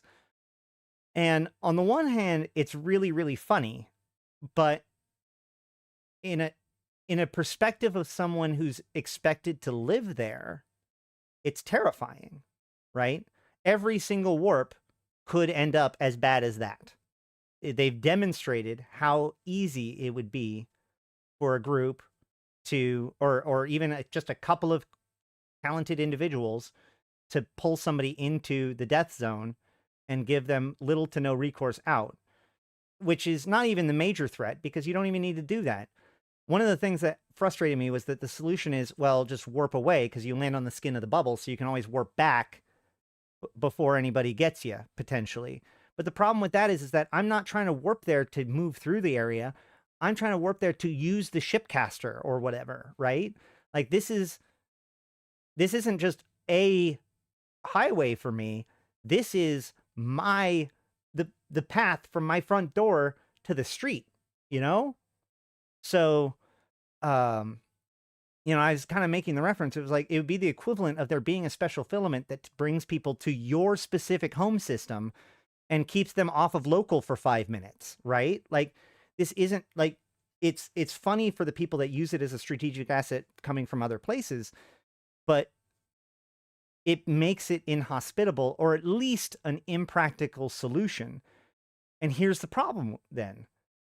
The more that the pro-pirate groups work to secure Zarzak and use Zarzak, the more attacking Zarzak in this way becomes viable, right? So the question is, why aren't we seeing all of these militia guys complaining about being caught in Zarzak? If this is such a big problem, Ash, why are we not seeing every day people bitching about, you know, the bubbles in Zarzak leading to the shipcaster? Well, on the one hand, we kind of are. On the other hand,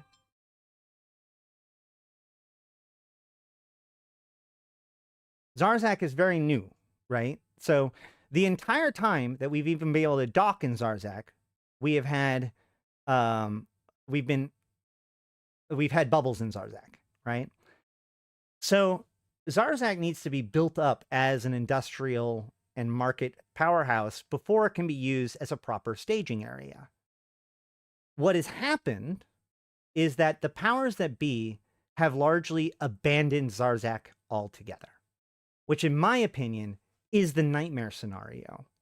The issue here isn't whether or not people can go through the effort of attempting to secure Zarzak, which people definitely have. But rather, not only does that take effort away from our main efforts, but it causes people to it's just easier to use low sec as staging in the first place. And while that is a workable solution, I feel like we took this thing that Zarzak could have been, and we basically allowed it to get dumpstered. And, you know, I'm really sad about it at this point. I really wish, like, if they even just made it so that bubbles didn't work at the fulcrum or the shipcaster grid, that would be better, right? You could still do it between your gates, you know, as people try to go back and forth from null. But you know what? Here's my opinion. Here's my crazy opinion. That Nightmare Fleet could have just as easily been bubbled on the other side, right? I mean, sure, they could have probably potentially cache gate, but then they would still be back in Zarzak, which is nullsec still. Like, it still could have been, they still could have caught them. Now, they wouldn't have been able to kill them all if they didn't have a superior force. You know, you wouldn't be able to kill them with a bunch of sabers like they did. But isn't that the point? I don't know. Like, I feel like this is a big Jeopardy moment because it's not causing a problem. Yeah, the Nightmare Fleet died to the weather effect. It's not becoming a problem, but it's only becoming a problem, or it's only not becoming a problem because nobody is really utilizing Zarzak at the moment. The more players utilize Zarzak, the more valuable Zarzak is to its inhabitants, the more disruption of Zarzak becomes valuable to people that want to fuck with and or stop insurgencies. So, and then this goes with that idea of like, the only reason why we're doing so well in all of the insurgencies is because we have such overwhelming interest, which is going to and should rapidly wane as things begin to stabilize. So, like, I want to move our guys into Zarzak, but it's been really, really hard to justify it because we just have a lot of our stuff still around in low sec. And it's like, I'd rather fly it. Like, maybe at best I can fly it 2 or 3 jumps into Turner, go through Zarzak, blah, blah, blah. But even then I might worry about bubbles. It'll probably be safer for me to just blindly YOLO through 4 or 5 jumps of low sec in order to get to where I want to go. And that sucks. Yeah, Volta has been putting a lot of effort into like making Zarzak a terrible place. Which of course, Volta is pretty close to the Imperium at the very least, I think. And they've been living in Turner for a while up until this point. So yeah, it's kind of become sort of a nightmare scenario as far as that goes for me. But the problem that I see is that the feedback that the player base is giving is not, we want to live in Zarzak, please allow us to live in Zarzak, this is what we need to be able to safely live in Zarzak, and is more, fuck Zarzak, we don't need it, we're going to just do this. And I think that CCP needs to do something about this quickly before that mentality locks in. Every insurgency that goes by where this is true is going to cement the behavior of the leadership of these groups, right? People are going to start building caches. You know, one of the reasons why we didn't use Zarzak this time was because I happen to have a cache of ships from our Aderon days of working over here. So I was able to use the Algoses that we had stashed here. So do you think that stellar transmuters will become present for null blocks? And if they attack, do you think that we'll see a stellar event? I have long felt that they've hinted at and suggested, and like the plan was, I think, to make the transmuters, the CCP has suggested like nullsec terraforming, right? And I've talked about that a lot of times, but you know, obviously as time has gone on, I wonder how in jeopardy that project is, but yeah, I mean, that's what I expected, was that they'd be able to build stellar transmuters that would have certain effects, and then perhaps if they got blown up, they would have other effects, and you'd have to have AO stars. But so far, we haven't seen anything about that. It's kind of already been locked in my eye. A lot of the Discord for pirates are staging in and around Lone Sec. Right. Well, I don't think it's too late yet. I don't think it's too late yet. I think that there's still a strong desire to live in Zarzak. I mean, they have had a bunch of other ideas of how to fix the problem, but from what I heard, CCP said those ideas would take too long to implement, and enabling bubbles was a fast thing to do. Correct. That's actually, I mean, that's literally correct. But on the other hand, think about it this way. They got that feedback less than a month from the feature being released. So what do? Do you delay the core feature of your entire expansion? You know, one that's been already half released? Or do you implement the solution that you can that works, that you can do now? You know, and I said this at the time too. The problem is that, you know, I was stating it was going to be one way, other people were stating it was going to be another way. Really, it could be bad either way. So CCP had to pick one of the bad choices, and if it doesn't work out, then they go C. It needs to be the other way, and they just chose to be with bubbles, right? But yeah, it literally was just a Boolean from true to false. Where do you have to go to cache one pirate LP? You can do it from the fob. You can do it from the fob. Oh yeah. And the fob does asset safety in the system that it's in instead of asset safetying to Zarzak. Probably because it's just, you know, like it again, it's not laziness. It's actually good development practices to use the building blocks that you already have as much as possible, you know, proven, developed building blocks to build new pieces. So this idea of like, oh, well, the asset safety system works perfectly fine. This is technically an upwell structure that they don't, or, you know, it's a structure in that sense. And therefore, when we decommission it, it will just go into asset safety like with every other structure. That makes sense. But the problem is it doesn't make sense from the player-based perspective. At the very least, the biggest problem, in my opinion, is that the victory point has no timer, right? Like the forecasting, when the forecasting goes up, kind of gives you an idea of like when the timer is going to be, but there's no real timer for the beginning of the insurgency or the beginning of the forecasting. And so you have this 24 hours to raid the system, but like you have to keep track of when that raid is going to be over, and all your shit gets thrown into asset safety. So it's really weird in that regard. And so, you know, I guess the biggest thing is that Havoc has been incredibly successful and yet still been held back by some pretty simple design decisions that could be done that would really, really make things work better, despite the fact that it may not be the most obvious or free solution for CCP.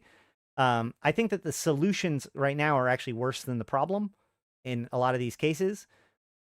And things are very popular right now, but in order for them to remain popular, like these things are only going to become a bigger and bigger sticking point if they're allowed to stand. So I guess that's my feedback about the matter.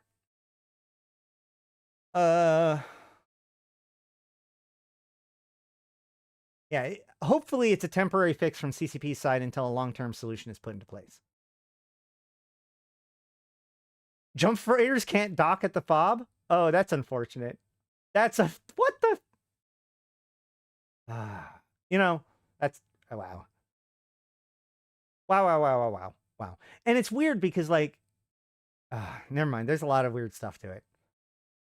I really wish... So, number one, I want the stuff that goes to asset safety to go to the area. Now, it is worth noting, just so that everybody's aware, right? Like, full understanding of the situation, because probably every single system that gets taken by insurgencies will have a structure.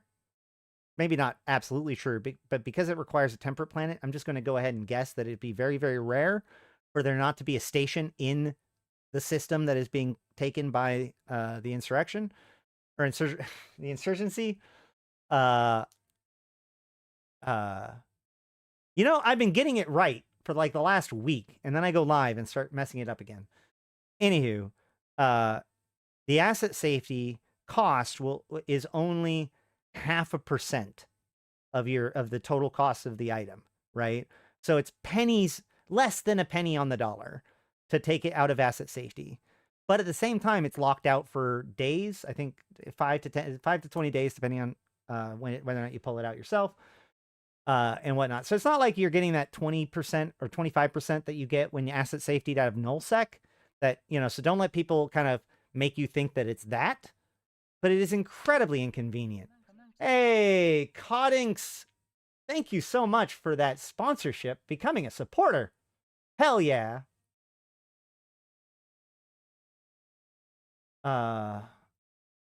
Insurrection, Mercuball. Oh, did I call it Mechaball again? No, it's Mechaball. Hold on. Oh, are you messing with me? You are messing with me. It is a Mechaball, no R.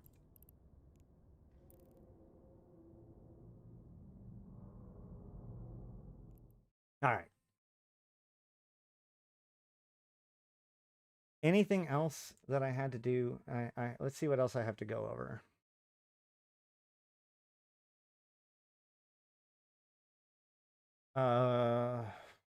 Oh. So, in addition to everything, guys, we are a week away from Vanguard. We are a week away. 7 days from Vanguard. Woo! I am excited, right? So, let's see. So the 7th of December, we're going to get Air Daily Goals and the Havoc expansion goes live. Or sorry, the Vanguard releases and begins interacting with Havoc. Give Morty some capitals. I want to see what CCP can pull out there. This is on that one.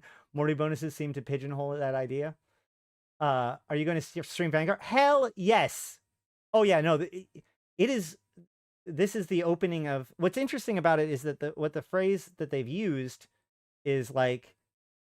What's interesting is that like, so this.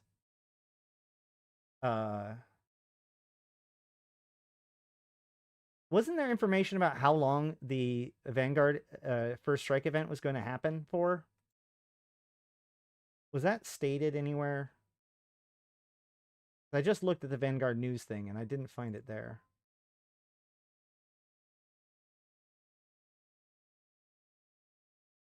Shouldn't have access for jump freighters. Leave that to Zarzak if possible. 7th to 11th. Got it. So 4 days. Now, I do want to point out, I think that this is really funny, right? So here's my little, I don't know, but it'd be funny if it was true. So Vanguard, they originally said that it would start on the 7th, but they didn't say its end date, right? And then the first insurgency happened, and it was done in 4 days instead of 2 weeks. And then after that, they announced that, oh, well, you know, the Vanguard, the first strike test will be happening from the 7th to the 11th, which is 4 days. So I wonder, just in an alternative universe in which we didn't take the insurgency in 4 days, if it took us a week and a half to take the systems, would we have gotten a longer first strike test? That's all I want to know. But yeah, first strike is basically an open beta. My biggest question is, and I still don't really know because I'm not sure if CCP's decided yet. Like if first strike is stage 1, if that's step 1, what is step 2? And when do we get it, right? They've stated multiple times that like, or they've said it every time they've talked about it. They've said it in a very odd way. Didn't I say 4 days? 4 days. 7 days. Right? 5 days? 5 days. 7? No, it's 7th through the 11th. That's 4 days. Yeah. Okay. Whew. Sorry. But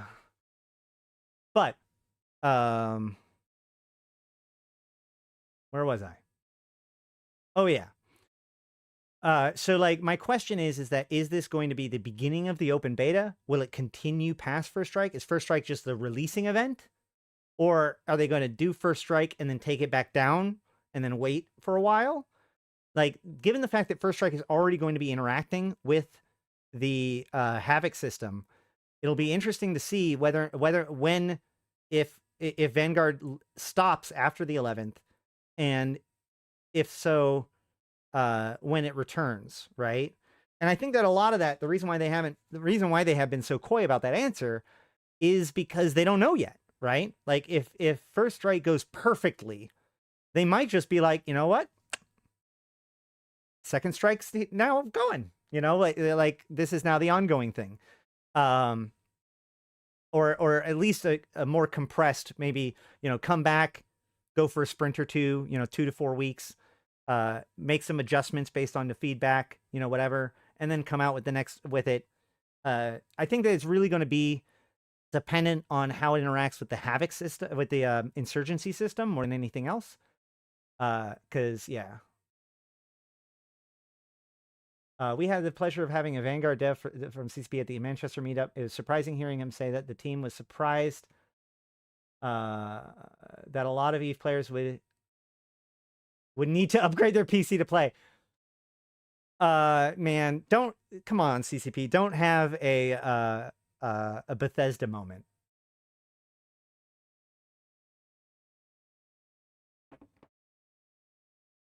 CCP imperfectly. Yeah, I'm not suggesting that it will, but I was using that as the extreme, right? Like if it launches and at the end of the 4 days, it's basically showing that it's okay to keep going, they may just decide to keep it going. That's what I meant. Yeah. Yeah, I generally have that impression too, but like the verbiage of Havoc and saying that Vanguard is releasing in Havoc is what made me really confused by this, right? Like when they talked about Havoc, the expansion, they made it sound like that Vanguard is being released this month, but it's only its first playtest. That's what causes me to have this kind of question about where they're at.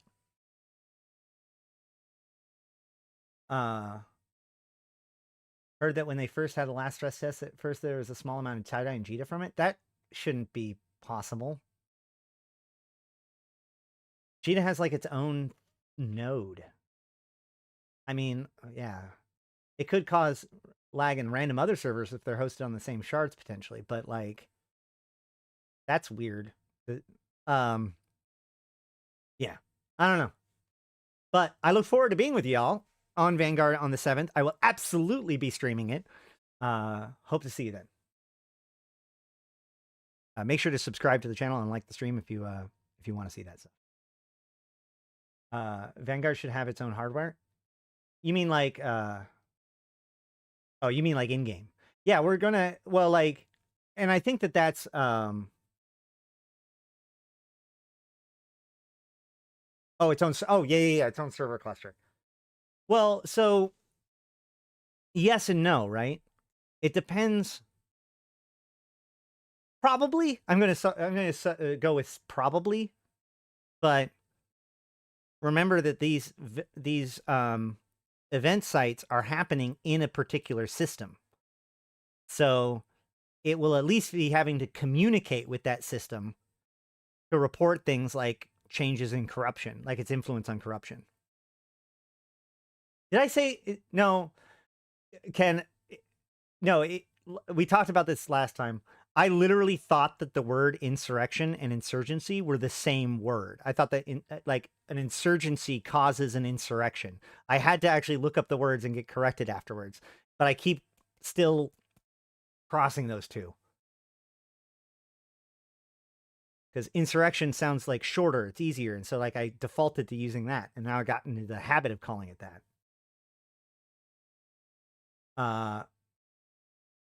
The backend update for the enable. Oh, I see. And it caused a stress test for the stress test made issues for Eve. Yeah, it's true. It's true. The servers can just talk back and forth to each other, just like the servers already do.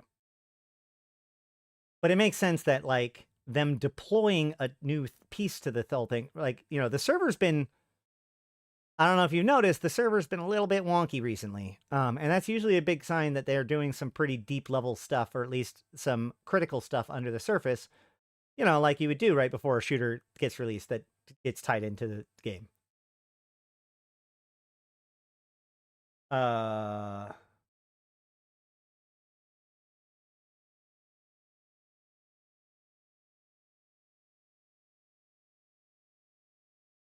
In other news, CCP just assumed that Nerd of Nerd spreadsheets making audience would have upper tier PCs.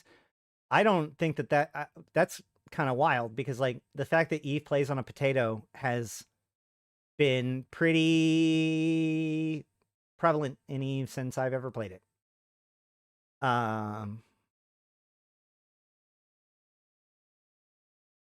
Yeah, I mean, we'll have to see. I thought Vanguard would be like a new mode in Eve client with Planetary Industry because they use a new module for Eve Online. Well, it's because, so like the Vanguard, like, hold on. Oh, it's not doing it now. So basically you just get like on your character profile, you have your 3 characters, and then you'll have your Vanguard character, and you just pick it. So it is part of Eve Online, but it's a part of Eve Online that's rendered in Unreal 5 UE5, as opposed to Eve, which uses Carbon and else.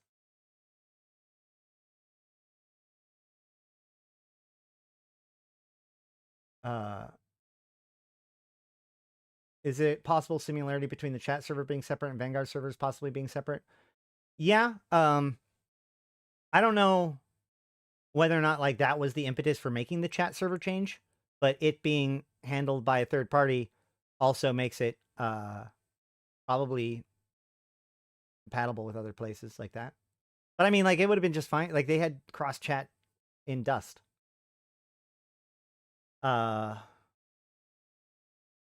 We'll be able to walk in stations without capsulators with the Vanguard client, Hopium.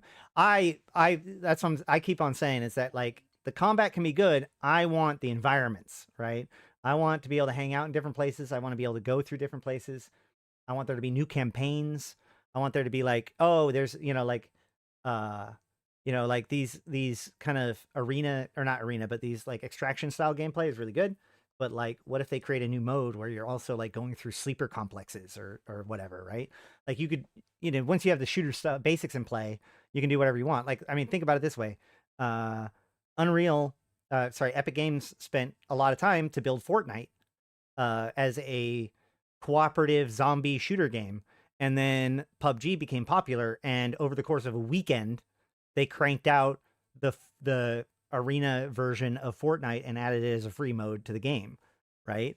Like, once you have all of the pieces of the game built, if you've done it correctly, adding in new modes should be pretty okay.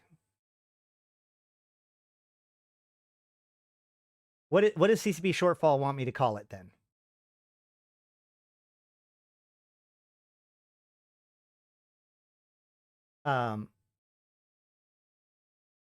Station environments would be great for underworld stuff too, not super necessary capsulator above the board work. I mean, I want to go like, okay, but what kind of game is Vanguard shooter? Whatever. No. If CCP Shortfall wants me to call it something else, he needs to call me. I'll message him.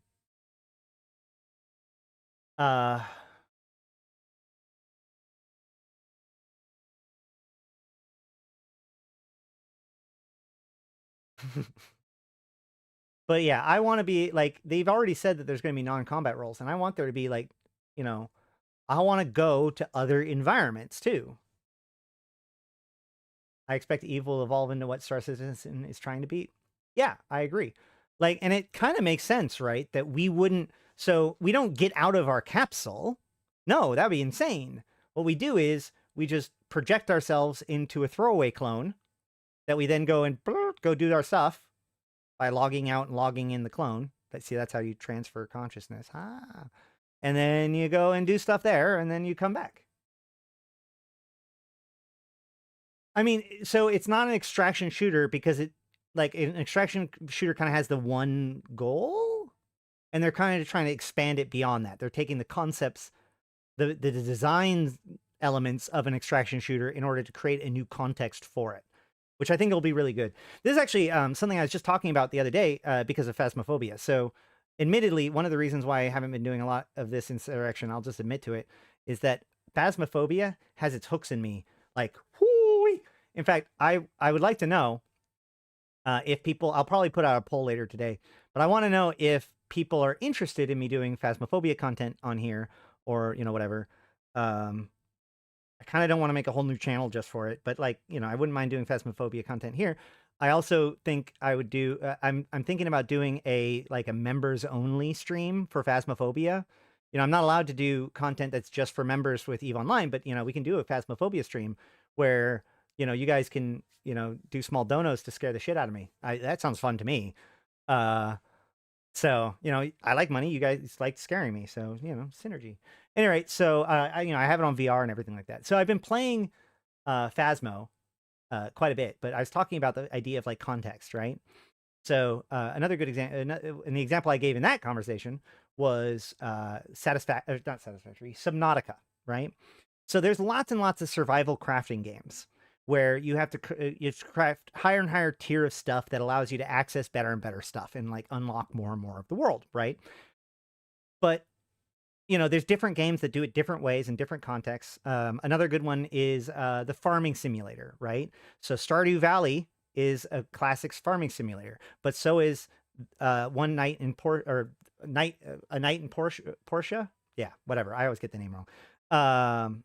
Or Sandrock, or and then Graveyard Keeper, right? Graveyard Keeper is an entirely different context for the same mechanics of the farming simulator, right?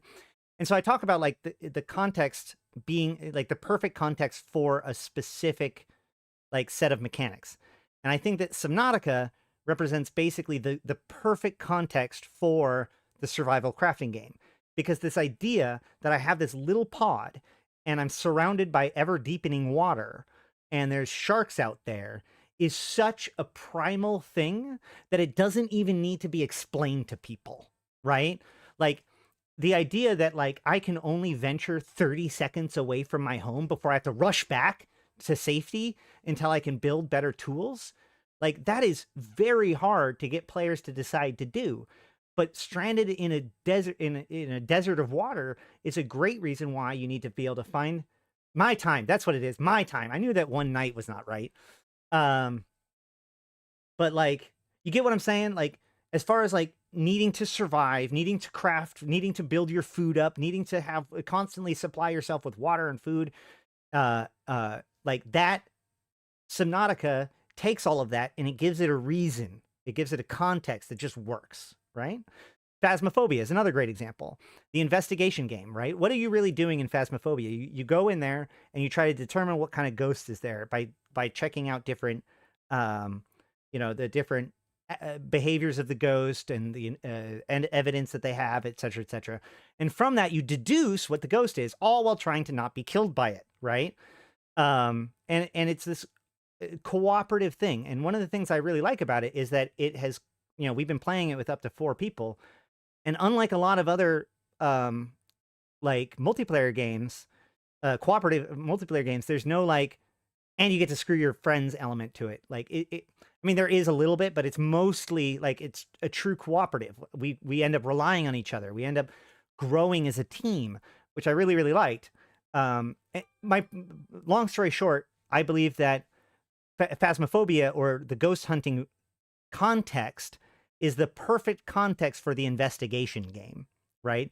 It taps into this primal thing. It allows it so that, like, most of the mechanics can be very, like, use tools that we're at least passingly familiar with. It gives you a reason to want to learn things and also a pressure against it, right? Like, it makes a great investigation game. I think that what they're hoping is that the extraction shooter genre is incredibly popular and successful right now. But all of them are basically isolated into themselves. They try to construct a sense of persistence in them, obviously, but it's internal to itself, right? Why was World of Warcraft bigger than EverQuest? Or not even World of EverQuest, but like all of the other MMOs that were happening around the same time? Because Warcraft had a huge amount of brand recognition. It wasn't just a game to like a new MMO to get into. It was a universe that you were familiar with, but now get to explore. So I think that Vanguard is going to be like that perfect context, or at least CCP is going to think, trying to make it into the perfect context for that extraction shooter, right? Why are you going to these places? Why do you need to extract stuff? Why, you know, what are these missions for? Vanguard answers those questions. I once talked to somebody from Dust. Actually, I've talked to several people that have come from Dust and gotten a very similar story, which is that they got into Dust because it was just a shooter, right? They had no idea what EVE Online was. They only knew that Dust 514 was a brand new shooter that had just come out, and they tried out new shooters, and so fine, I'll just download it. It was free on the PlayStation. I'll just pick it up. And they get into it, right? And before they move on to the next shooter, they find out, wait, you're telling me that all of these fights that I've been doing is actually having a larger impact in a whole different game that has been going on for 10 years? That's mind-blowingly cool. And now I want to take part in that. And so a lot of people transferred from, like, were recruited from Dust into EVE Online, and they are some of the most dedicated, loyal, and quite frankly, RP-driven players in the game to this day, in my opinion. So I think that Vanguard could become an amazing gateway to the EVE universe for people. I think it's going to be stellar. And I think that that's a really clever thing about the Omega status, right? Because here's the thing, in the shooter, like, they'll probably have a free-to-play option once it's fully released, right? You can, because with these sorts of games, you often want to have a free-to-play option so that way, you know, you can maximize the number of people that are in it and not have, you know, a dead game. But at the same time, you know, premium version to pay for it. But here's the thing. If you're paying for your premium version, it's still the same Omega. It's still the same Omega. So now you've got an Omega account in EVE and in Vanguard. You might as well start an EVE character. You might as well start a Vanguard character. Like, it's actually possibly kind of cool.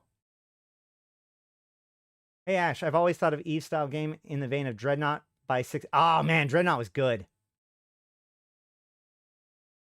I've actually talked to the Dreadnought devs a while back about, like, playtesting it, but, like, I was still way too... Or not I playtested it, but I mean, like, streaming it and breaking content for it, but, like, I was still very fledgling at the time. So, yeah, Dust was fine. It just couldn't easily be ported. And had some design flaws. I have more information about the whole Dust thing. I have a video called Whatever Happened to the EVE Online Shooter. I made a forum post a couple years back. Release the SimCity builder first, and then CCP can use all those cities people make in the cities in the game.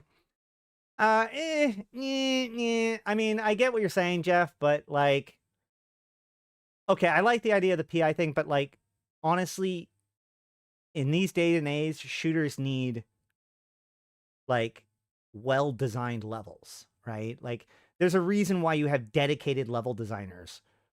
Like, there are hours of videos going into the design of the asymmetrical nature of Overwatch levels and its multiple routes and da-da-da-da-da. Like, there is a ton of consideration that goes into level design. So it'll be interesting to see how that plays out and how procedural versus handcrafted it will be. But yeah, we'll have to see. Yeah, I mean, like, I do like the idea of being able to, like, interact with PI colonies and stuff like that. I also am a big fan of overall PI overall, but yeah. The other thing to mention is that, like, making tools to build something is a whole task in and of itself, especially if those tools are going to be forward state, user facing. Thank you, Chubby Man 69, for that reminder to like the stream. Yeah, it could be like a little bit like Starfield, where there are procedurally generated zones that use multiple tiles effectively wedged together. Which is, honestly, I guess with that description in mind, that is how all procedurally generated games are made, but it just depends on how big the modules are.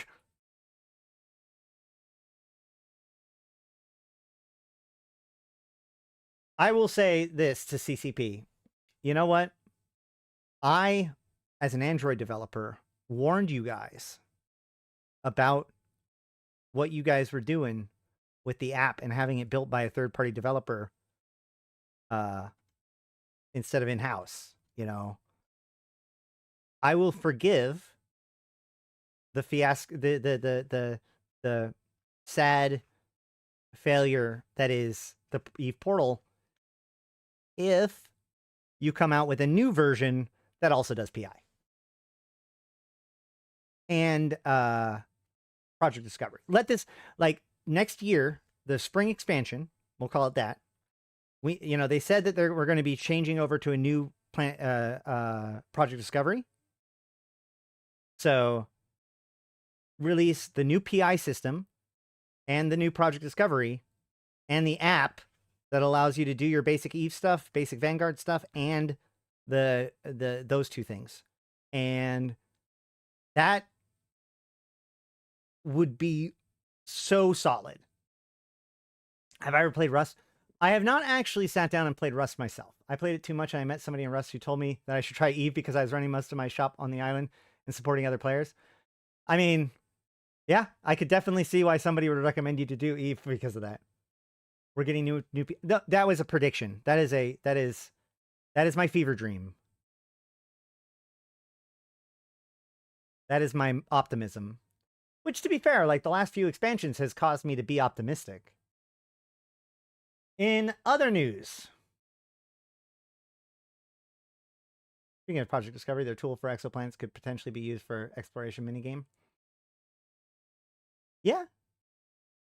Actually, ironically enough, Jeff, it does look like the exploration minigame in Eve Echoes is greatly inspired by the Project Discovery minigame, or the Project Discovery for exoplanets. That's what needs to happen so that Ash forgives CCP for dropping the ball on the Eve portal. I've thought about this for years. I feel like, and this is going to sound really dumb or not. I mean, hear me out, right? I think that the inspiration for PI should be the old school Farmville style games, right? I've seen more complicated versions of these where you run a city and so you've got supply lines and you have to tap on the things every few hours or whatever, and it moves around, and because there's purchase orders and all that stuff for final products. And I just feel like there's potential there. I've always felt that there's potential there for just like Vanguard takes the extraction shooter and puts it in Eve context, to take Factorio seems a bit much. But if you could make it into like I said, make it into a mobile game. Make it into a mobile game. Make it so that you can tap on things. You have to sure, make it so that the main thing is I interact with it and I move things around and I set things up, and I have to make it so that I can either build stuff for my own to extract to use in Eve, or I can fulfill contracts, right? There's a contract that wants X doodads, and so I make sure I build those doodads and can export it to those ones, right? I think that there is potential there.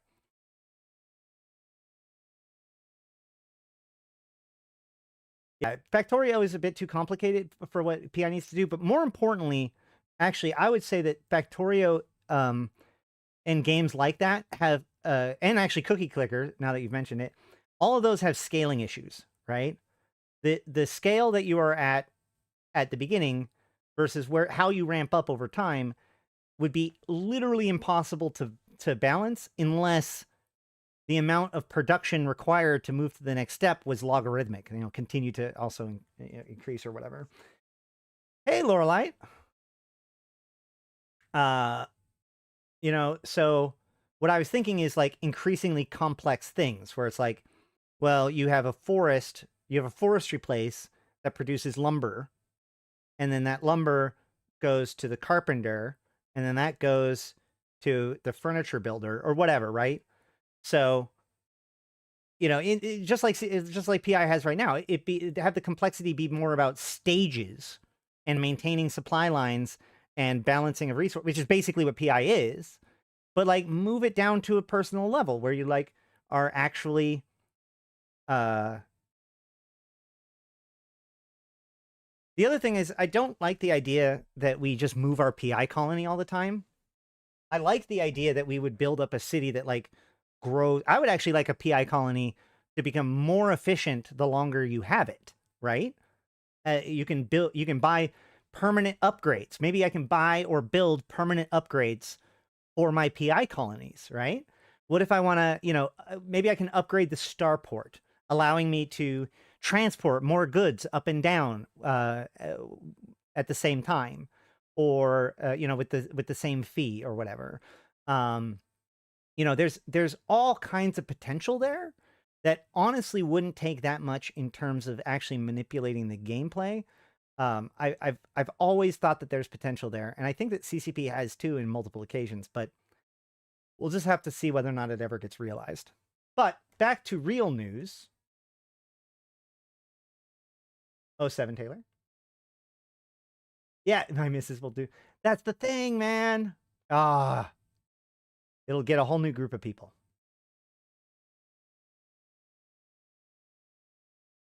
Alliance Tournament XIX wrap-up. Competitive Capsuleers. So this is the Alliance Tournament 19 happened a few months ago, and we're finally getting the rewards for it. So these are the winners. They get skins. The skins that they got are these Gallente ones. They look pretty cool. This is the assault frigate that is being given out to the winners. This is the hack that's being given out to the winners.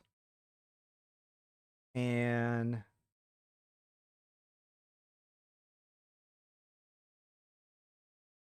in addition to that, these are the skins, that are being released.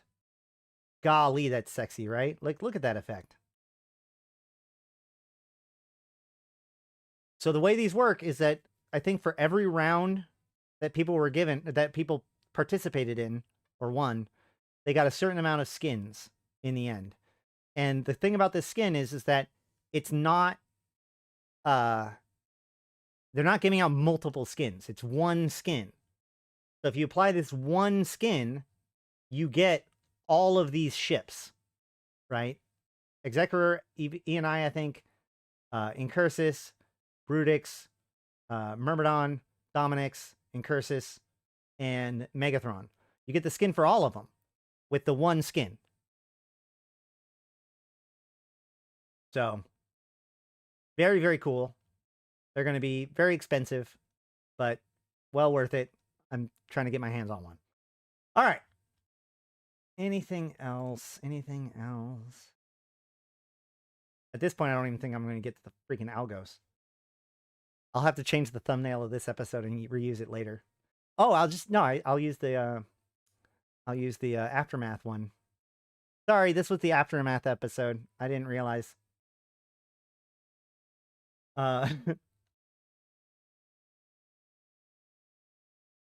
Also, Evermarks can now be donated again.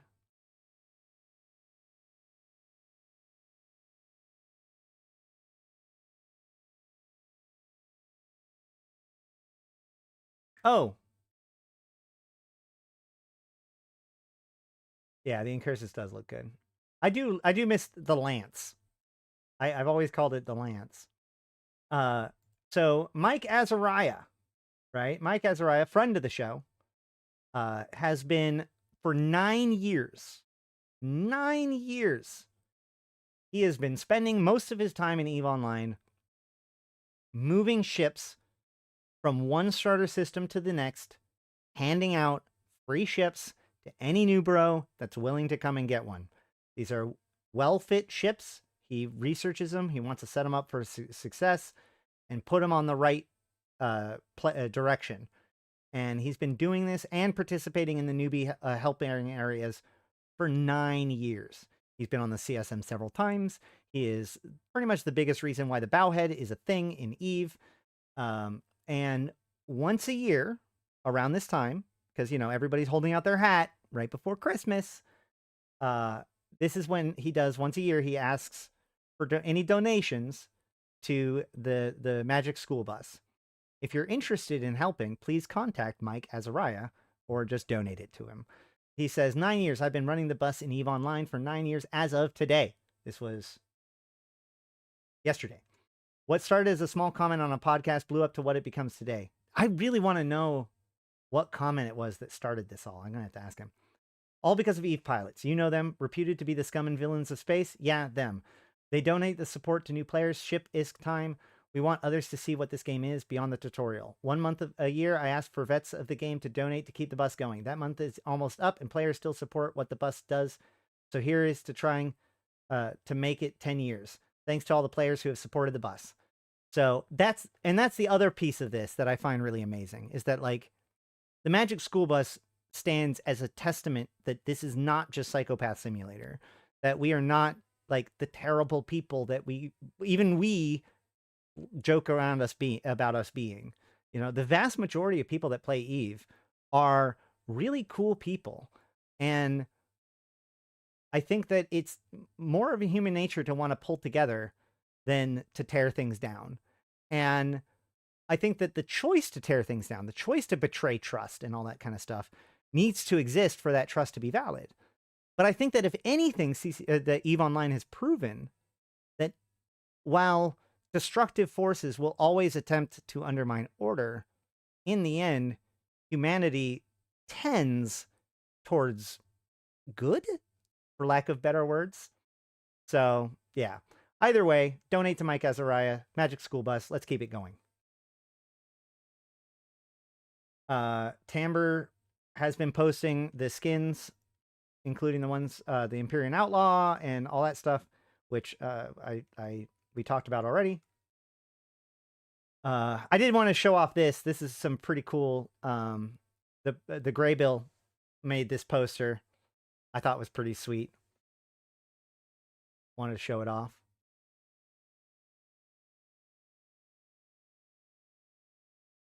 Awesome, Danny. FanFest has helped curb the inner psychopath. It's a lot harder to be an asshat when people have faces. Some people. Oh, yeah. Whew. Golly, that skin looks good, huh? That's cool. Let's see. Oh, yeah. Okay. So, you know what? I think I can knock this out in 30 minutes.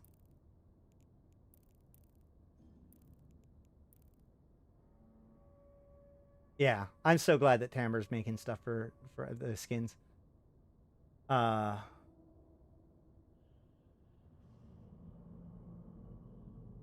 Me in 2021, no one believed when I said FPS is coming and they'll make character animations and environments for little one-time cinematics. They'll never do it again, they said. Yeah, I know, Aaron.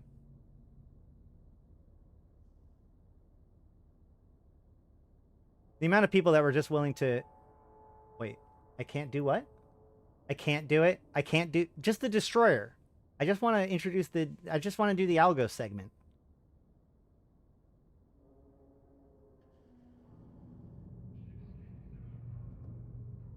Okay. I guess we'll have to tune in tomorrow.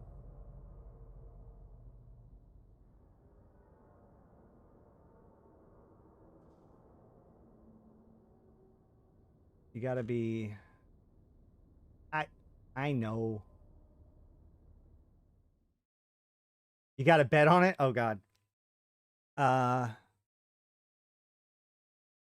You know what? Are you confident enough to bet on it?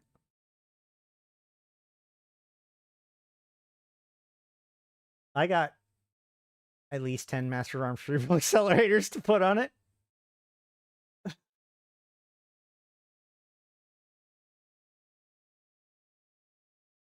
All right. We can save it for tomorrow. I think I do think that so since the ship fit is based on like what is good, no, it's fine. The ship fit is related to how to get into faction warfare, which is the larger segment. So I kind of want to do those both together. So in that case, I don't know what else to talk about. So let's see. Oh, I do want to say, anybody who suggests that, like, the funniest comment that I got on my Raid Shadow Legends video is that, like, I don't, like, I'm faking being into Raid Shadow Legends. Yeah, no. I did get some legendaries, though, now. So I'm in the running. I'm in the running. It probably cost me too much. No. I'm just kidding. But will I be covering for builds for all of Faction Warfare Empire factions? I mean, I'd like to create more of these kind of builds videos like this. But like the reason why I want to do this here, let me show you. So this is what inspired me a little bit. Was this this post on r/Eve. What is your favorite go-to Faction Warfare ship? He says he's new and he wants to know like what's a good, like fun ship to go into. And I see all of these good answers. We see Thrasher, we see Rifter, we see Kestrel, we see Catalyst Navy, we see Coercer, we see Exec Navy. This guy actually this guy says Atron, Slasher, Executioner, Imperial Navy Slicer, Kestrel Breacher. And the thing about a lot of these things is that like a lot of these answers are really good for Faction Warfare. These were the correct answer a month or two ago. They were certainly the correct answer like a decade ago. And the issue is that, let's be honest, so here's the thing. The zeitgeist, or the consciousness of the EVE player base lasts about 6 months, right? You know, like the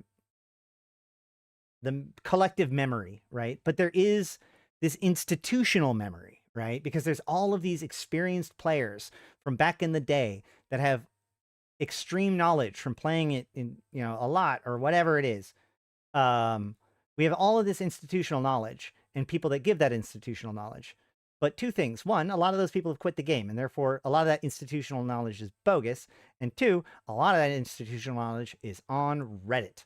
And they don't actually know how things are going in this day and age. Some of them do. Some of them do. This the Catalyst Navy issue is a really good answer, honestly. Actually, I would say that this guy is probably one of the ones that I really like. But that's true. If you need proof that likes raid, come on to the Discord and we'll show you the raid channel. But the thing I was sad about is only one person out of this entire list mentioned the Algos. And there's this guy who says that he's been out there trying stuff. And so the Algos is one of his favorites. And you know what? The Algos, in my opinion, is pound for pound one of the best ships in EVE Online. That's a bold claim, and I plan to defend it tomorrow. But for now, did I miss your take on the tinfoil and the other news from the latest scope? Depends on the piece of later. Which one is the inner news in other news that you want me to tell you? You could also do a breakdown of various ships. Yeah. Yes, I want to do that, but the goal is like I'm starting with something that's strong, and I was going to go with the Tristan, but the thing is that like the smallest plex for pirates are destroyers, and everybody knows the new Tristan, so I wanted to show off some Algoses. Oh yeah, the Navy exploration frigates are very OP with tomorrow. How often do you stream? Well, okay, it is true that me saying that I'm going to do something tomorrow basically guarantees that I'm not going to be able to stream tomorrow. But in theory, I'm supposed to stream every Tuesday, Thursday, and Friday. I used the Algos as a new player, but to be honest, now I use it whenever I use a drone boat. It's just a snooze fest. Yeah, I mean, well, we'll see. I want to know how you guys feel about it when we cover it. And high-sec anomaly sites. I wondered if it would be good in the insurgency sites like mining op. Thanks for getting me hyped about it. Oh, I'll put it this way. The vast majority of my insurgency has been in this little ship right here.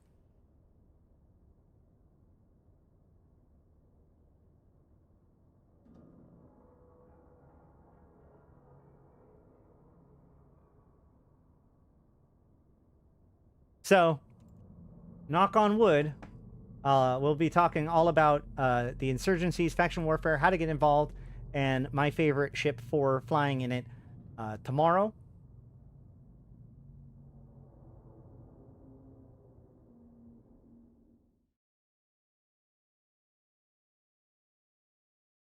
Oh, but we do have to cover today. Hey, Bulwark. Thank you so much for that super sticker. #1 fan. You know, it's good to finally meet you. I've been looking for my #1 fan. Thank you so much for that.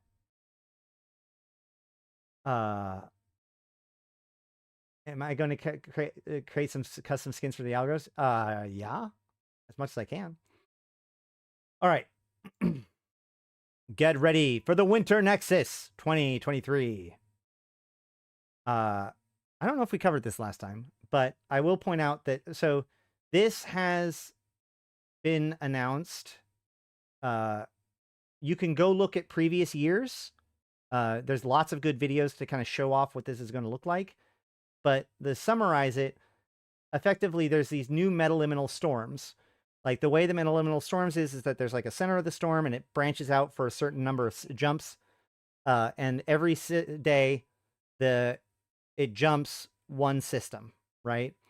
So there's these different metaliminal storms, and there's certain numbers of them that are in high sec, low sec, or null sec. And then there's these filaments. Do not appear icon in space, and it's enabled in the sensor overlay. Have you tried turning it off and on again, like the actual bookmark thing? Like, set it to not be visible and then set it to be visible again. Also, are you making core bookmarks or personal bookmarks visible? And I guess you could also try making sure that your overview is showing all brackets. Other than that, hit me up after the after the stream, and I'll see whether or not we can troubleshoot it anymore. I don't think so, because the snow effects only happen in the metaliminal systems. So there is combat sites, and there's mining sites, and there's hacking sites.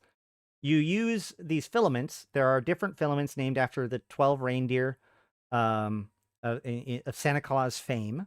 And, or is it 12 and Rudolph, or is it 12 including Rudolph? I don't remember. But either way, these different filaments lead a different number of people to either high sec, low sec, or null sec. So you'll have a filament that'll allow you to teleport to null sec or to high sec from anywhere but wormhole space, which is incredibly powerful, right? So for this month, people in null sec will be able to move their stuff to high sec totally safely by using one of these filaments. The problem is one of the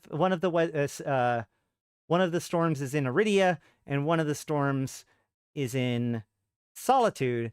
So the chances of you appearing in a high sec island with your high sec filament is actually pretty high, but better than nothing, right? So you get to use these filaments to go into the action, and then roam around, get kills, go into the combat sites. The combat sites require battleships mostly.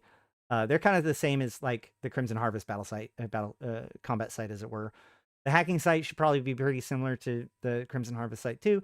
And the mining site, basically, you have to go in there and mine some ice, and then haul it over to the orca in the place. And there's distance in between the two.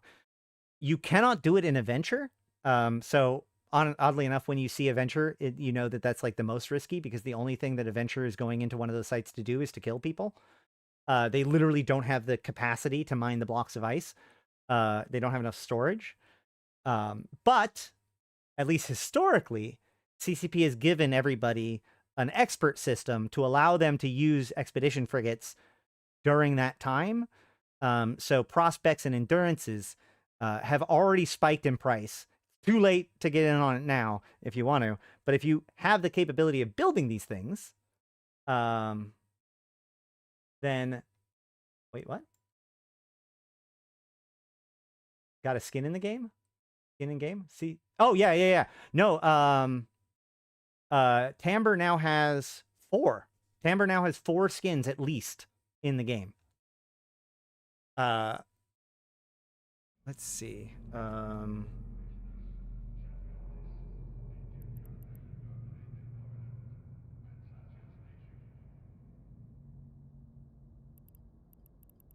We have...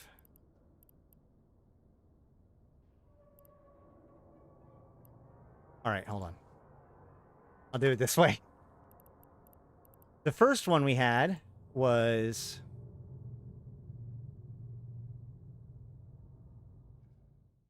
Does the endurance work with 19k M3 and is a special ice that could use it to fuel blocks? No, it's special ice that needs to be turned in. So we have this skin, which was created originally, I think, in conjunction with World of Warships.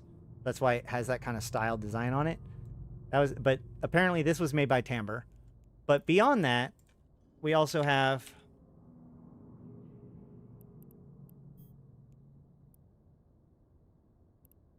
the Empyrean Outlaw skin, which has these cool logos. Oh, cool. They got rid of the problem with the Z clipping. And Arcombine Arisen. So he designed these. He also designed the... Is it already in the game yet?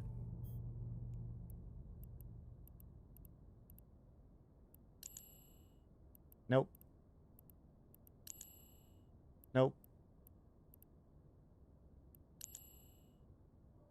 Yes. This one's also a Tamber.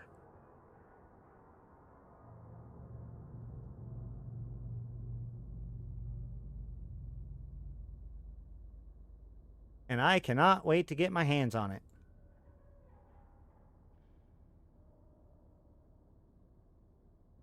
Glad I grabbed the Arcombine skin since I never got the suit in Nova. Yeah. Well, sounds like you're going to be suiting up for Arcombine soon enough, probably.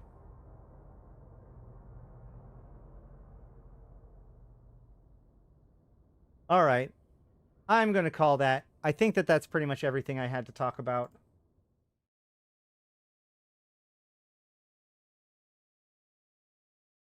Yeah.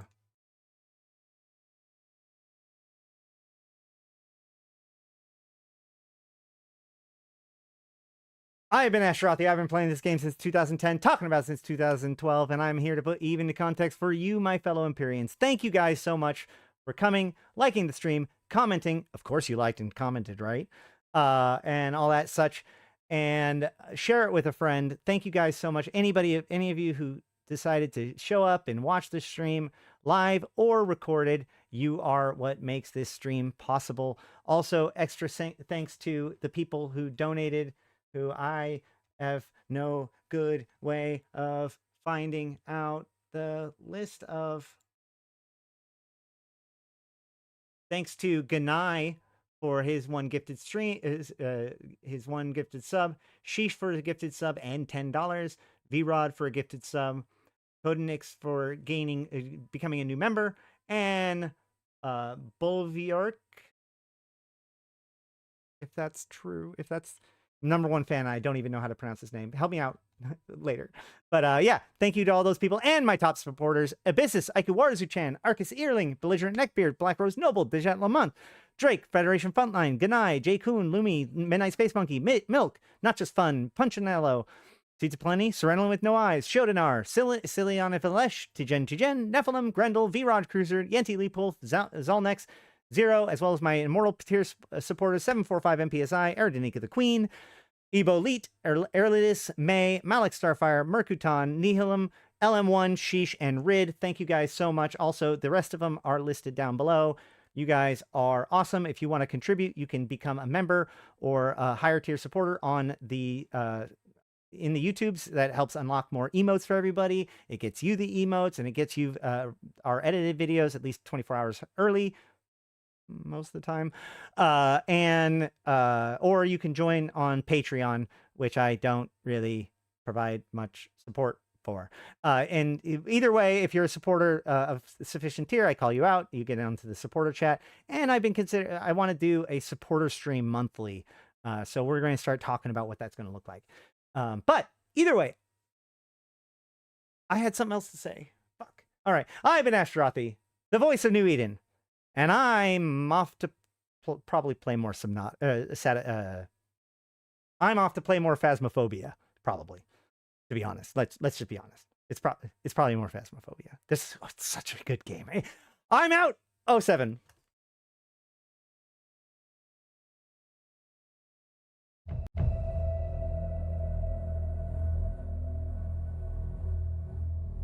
If you want, you can send me a screenshot or a picture of it, Slider. I don't know. I'll figure out a way to put it on some sort of wall.